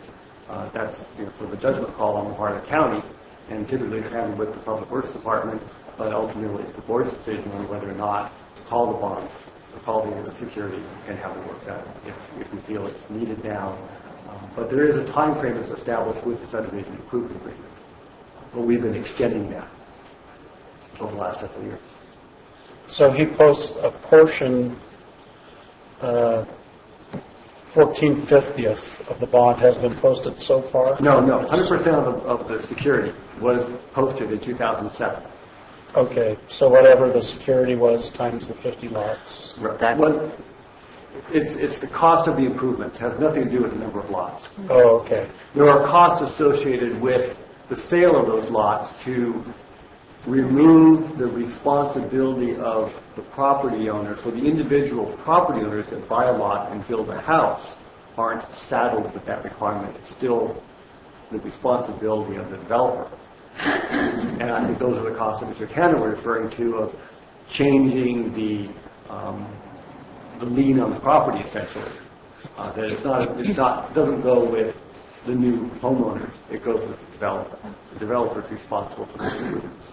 Where did the figure Ms. Tuchel brought up come from then? I'm not sure. Those are costs associated with the sale of those properties, and I don't know the finance requirements. I believe that the figures came from what the per lot fee is by acreage in the benefit basin, and then also the cost estimates that are included in the Valley Springs benefit basin. But the the security is based on a cost estimate that the developer prepared for his responsibility of the improvements on Olive Orchard Road, including the intersection on State Route 26. Do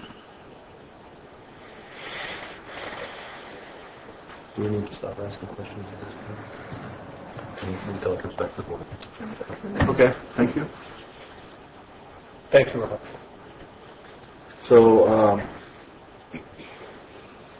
we have a chance for sir rebuttal by members of the public. Anybody? Yes. Yes. You can reduce cost by putting gravel roads up there instead of asphalt to start with. As far as traffic study, generally in school, Highway 26, speed limits. I'm sorry that some of the folks were not aware of that, but there was no traffic study then. It does get a reflection of the concern, the genuineness of the concern about things. And bad decisions were made before. You have the contract. Did they live up to the contract that's required? Unfortunately, the cost and benefits changed throughout the year. And I don't think anybody, your end or my end or anyone in this room, can predict what the future is going to be. Am I interrupting anything? Okay, thank you. Thank you. But there's going to be some hard time coming up here in Valley Spring. I don't think there's going to be that much new buildings going to be in our near future. Property taxes going to be going down tremendously. Maybe Leslie Davis can come in. But if there's a contract, the developer stuck to it, and to modify it in the middle of an issue, that's not really, not really kosher, is it? I mean, you wouldn't want, if you put money into it, say, hey, as the supply or the demand requires that, you're going to be building. If there's no demand, you're not going to be building. And those improvements are not going to be there because it's not needed. If that road has to be straightened out, I do travel on that road quite a bit, okay? And I know where it ends up, and I know how, between a state, feds, how that road is. It's got a lot of problems in it, okay? But it was a great improvement a few years ago, and it was done, resurfaced. Now, is there a demand for a traffic study? There's no traffic jams over there, okay? That's curvy. That's way before the state. I don't know how many of you drove that road. And that was put in as a safety valve. So it cuts back the traffic on 1226 intersection, downtown Valley Spring. That was released the pressure over there. But to ask those folks to start putting money into it that they might be needing in the future, that's not really right. The demand is not there. The traffic is not that hard. Yes, that intersection sometimes is a real pain in the butt to cross. I drive it quite often, but it's doable. It's nothing compared to Hagen Road and Highway 26, where the parents are. Nobody's complaining about that. Now there's some people complaining about it coming out of Rancho. As it's needed to live up to the contract, to satisfy the demand That's one thing. To ask for to put in improvements, but it's the demand is not justifying it. It's something else. So there's some folks against any kind of development along Valley Spring at any means. I'm not one of them. I fully support the gentleman who just talked about what benefit the developer is doing. But he's not totally crazy either. He's doing it as a private motivation, and you profit because eventually those properties that will give you property taxes. You don't want to kill it, I'm sure. Thank you.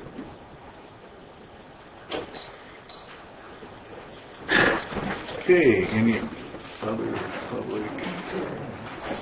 I just want to say again, thank you for your comments. Can we do that?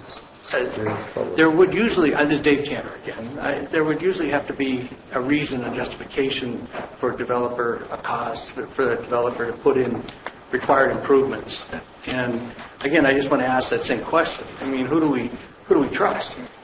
The professionals that have been paid to do the job. Do they figure in the total build-out? Yes, they figure in the total build-out. When they do their estimates, they know exactly how many homes, how many cars, how many visitors, and they estimate based on that. 47 homes, 500 trips.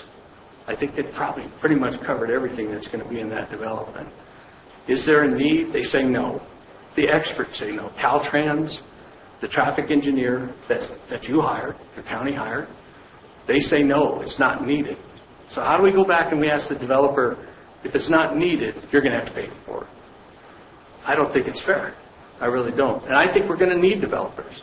We don't have a bunch of developers here. We don't have a lot of people building housing tracts.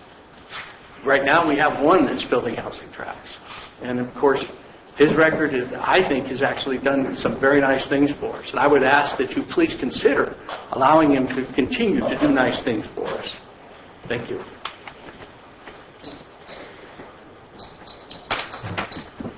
Joe Kelly. You know, it's strange. I had, I won't use the term respect, but I had kind of an idea about Mr. Voorhees when there was a big discussion when most of you folks weren't sitting up there. It was about that project right over here.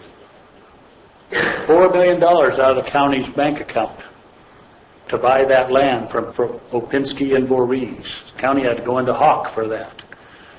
They didn't budge. The county was running around through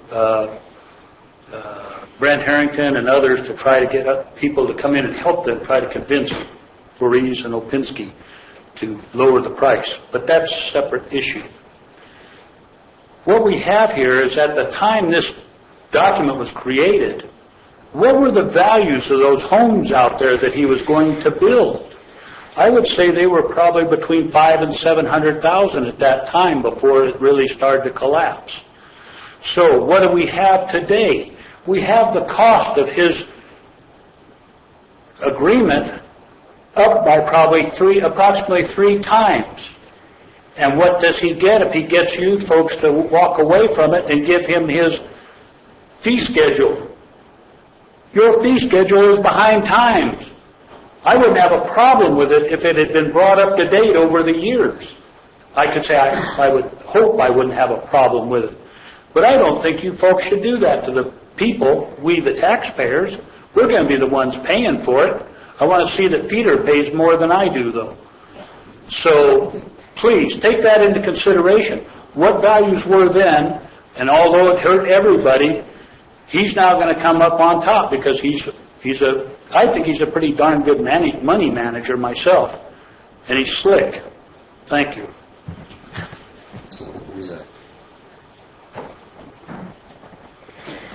Okay. Any other public comments?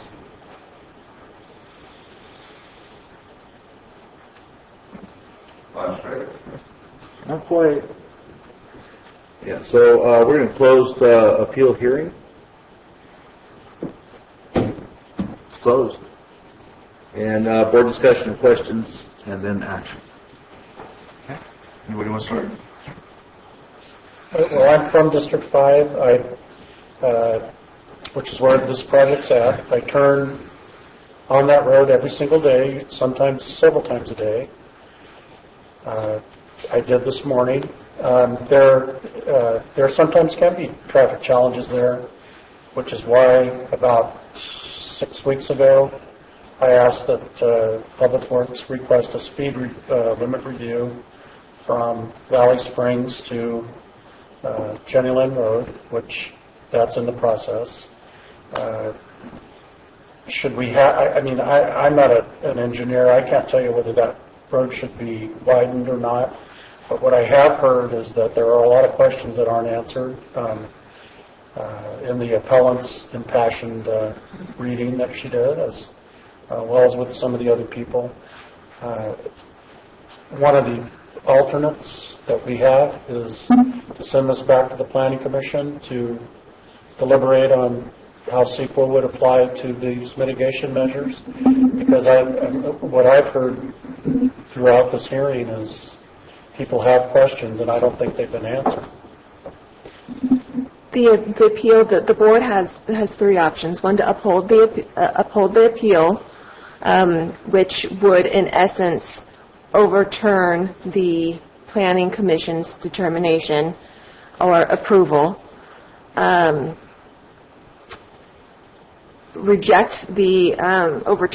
the terms. You would either approve the appeal or deny the appeal.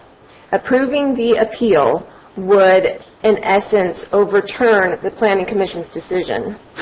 Denying the appeal would, in essence, approve the Planning Commission's determination or decision. Does that make sense? Yes. Okay. The third option is the board does have the ability to remand it back to the Planning Commission if you feel that there is something that the Planning Commission did not consider or put on the record that you would like to have further discussion of.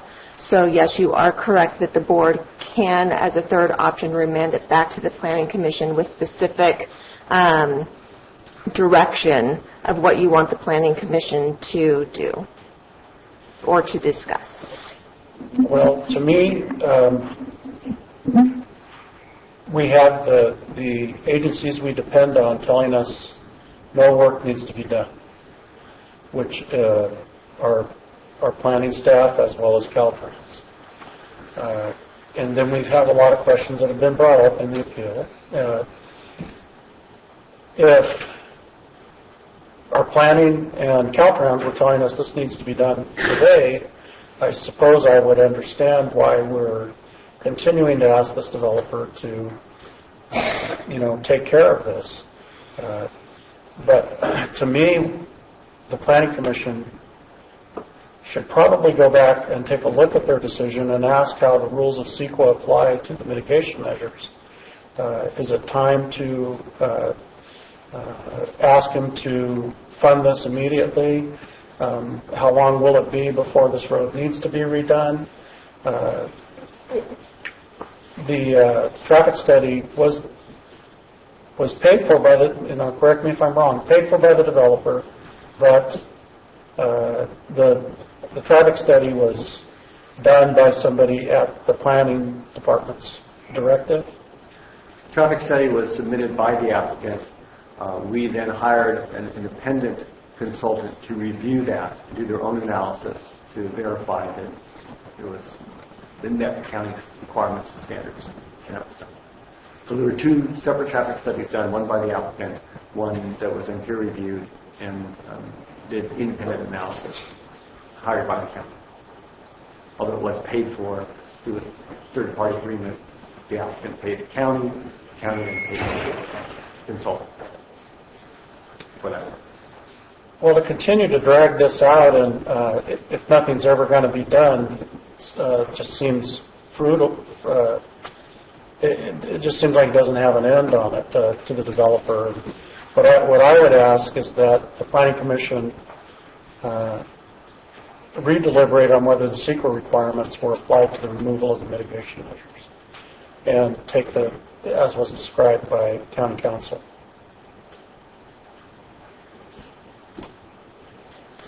Yeah, I have questions too. Like, what changed in the subdivision agreement? Why? Did the traffic study change the agreement? Because I know it was a long time ago when, like many things in the county, started off one way. As time goes on through the years, things change.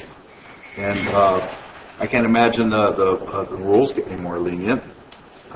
That's why traffic studies are done.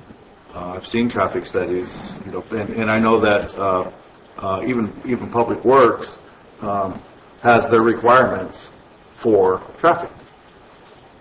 Just like on where Joe lives, out on Pool Station Road, there's people that have tried, to develop stuff out there, but they can't because of the traffic study or the mitigation requirements that they would have to do concerning their project. So,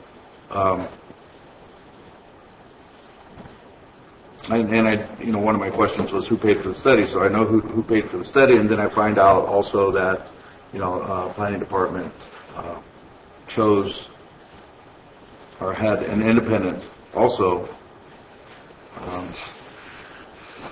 review the study, and apparently they feel that it's okay. So, I would have to agree with Steve, actually. I just don't have enough information to be able to do this. So. Well, I kind of feel along the lines of my planning commissioner. There was an agreement made, and I feel the development should be held to that agreement. During those discussions, which we were really not here, and I'm not sure who was here at the time, but those kinds of things were flushed out at that time. He said, she said, and they eventually agreed to this particular agreement. And I would approve the appeal process and overturn the Planning Commission's decision. I think the developer should be held accountable. I heard today on traffic studies and all sorts of other things. Right now, there's 14 homes. There's not 50. So I'm not sure, even the quality of the traffic study at this point, because we don't have the build out and what kind of study was done. So at this point, I believe the developer should be held accountable, and this agreement needs to be upheld by the county. So when they did the traffic study, does it consider build out? Oh, yes. Yeah, it looks at the full component of what it would be like when it's built out, as well as cumulative. Okay. I can't, it's so interesting to hear this study today, in 2004, then why didn't the developer agree to it? It would have been pretty cut and dry at that point. So it just seems really funky to me. Good question. I think Mr. Tanner summed it up when he first talked about why developers don't want to pay money, and I think that's true. And that's why this is here. He finds a way to save himself a couple $1 million. It's all good. So that's why we're here. That's what it's about. So, to say that this intersection is not going to need these improvements is silly. They need improvements, and they're going to need improvements in the future. So that's just the developer. He might be a great guy. I don't really know him personally, and I'm sure he's done wonderful things. But he's just trying to make an extra buck here off of the taxpayers. That's what they do. So there's no way I'm going to support that. And I don't think anybody should support that.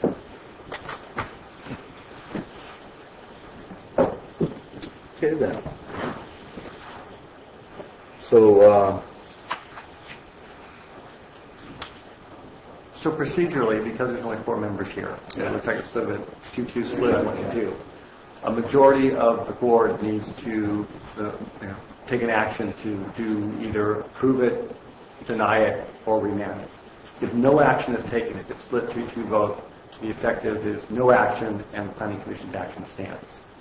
So you know that as we move forward with any motions. yeah, I'd rather see it go back to the Planning Commission to vet this stuff out, to get more information.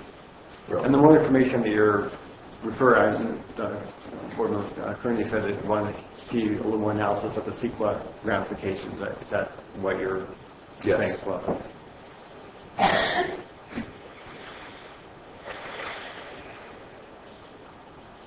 I don't think we need to waste planning commission's time. We're going to, I mean, you know, it's just a waste of everybody's time to do that. You know, we're not going to come up with a different, you guys are going to be in one position. Mike's probably going to be in the same position.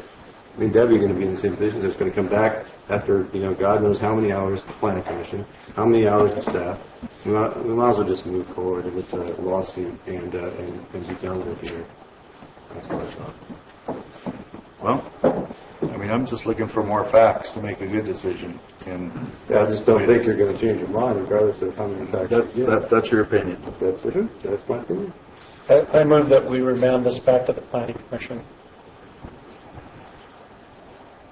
for I would CEQA agree. review. It is a CEQA review. That's what people seem to like. So, you know, that's where it all comes out, all the information.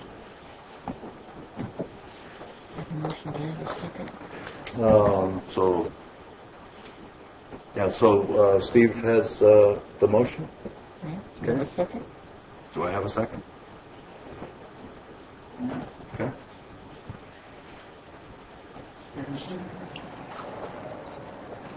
I'll make a motion to support the appeal, or approve the appeal, if that's the proper language, and overturning the Planning Commission's decision and hold the developer responsible for the conditions set upon him when the subdivision map was recorded. I'll second that. Okay. So second, or motion by Supervisor Ponting, second by Supervisor Wright. All in favor? Aye. Opposed? No.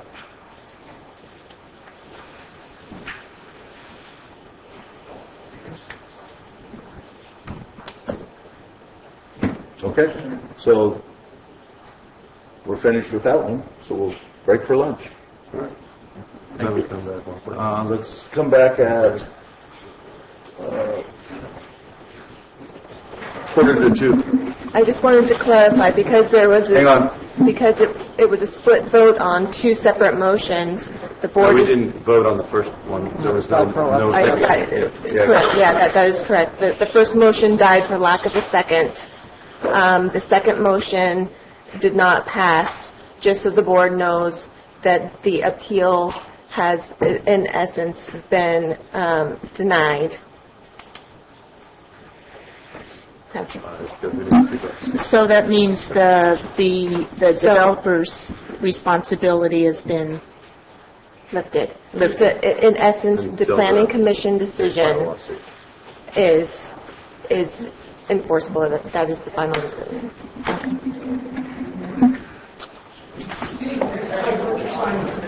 Okay.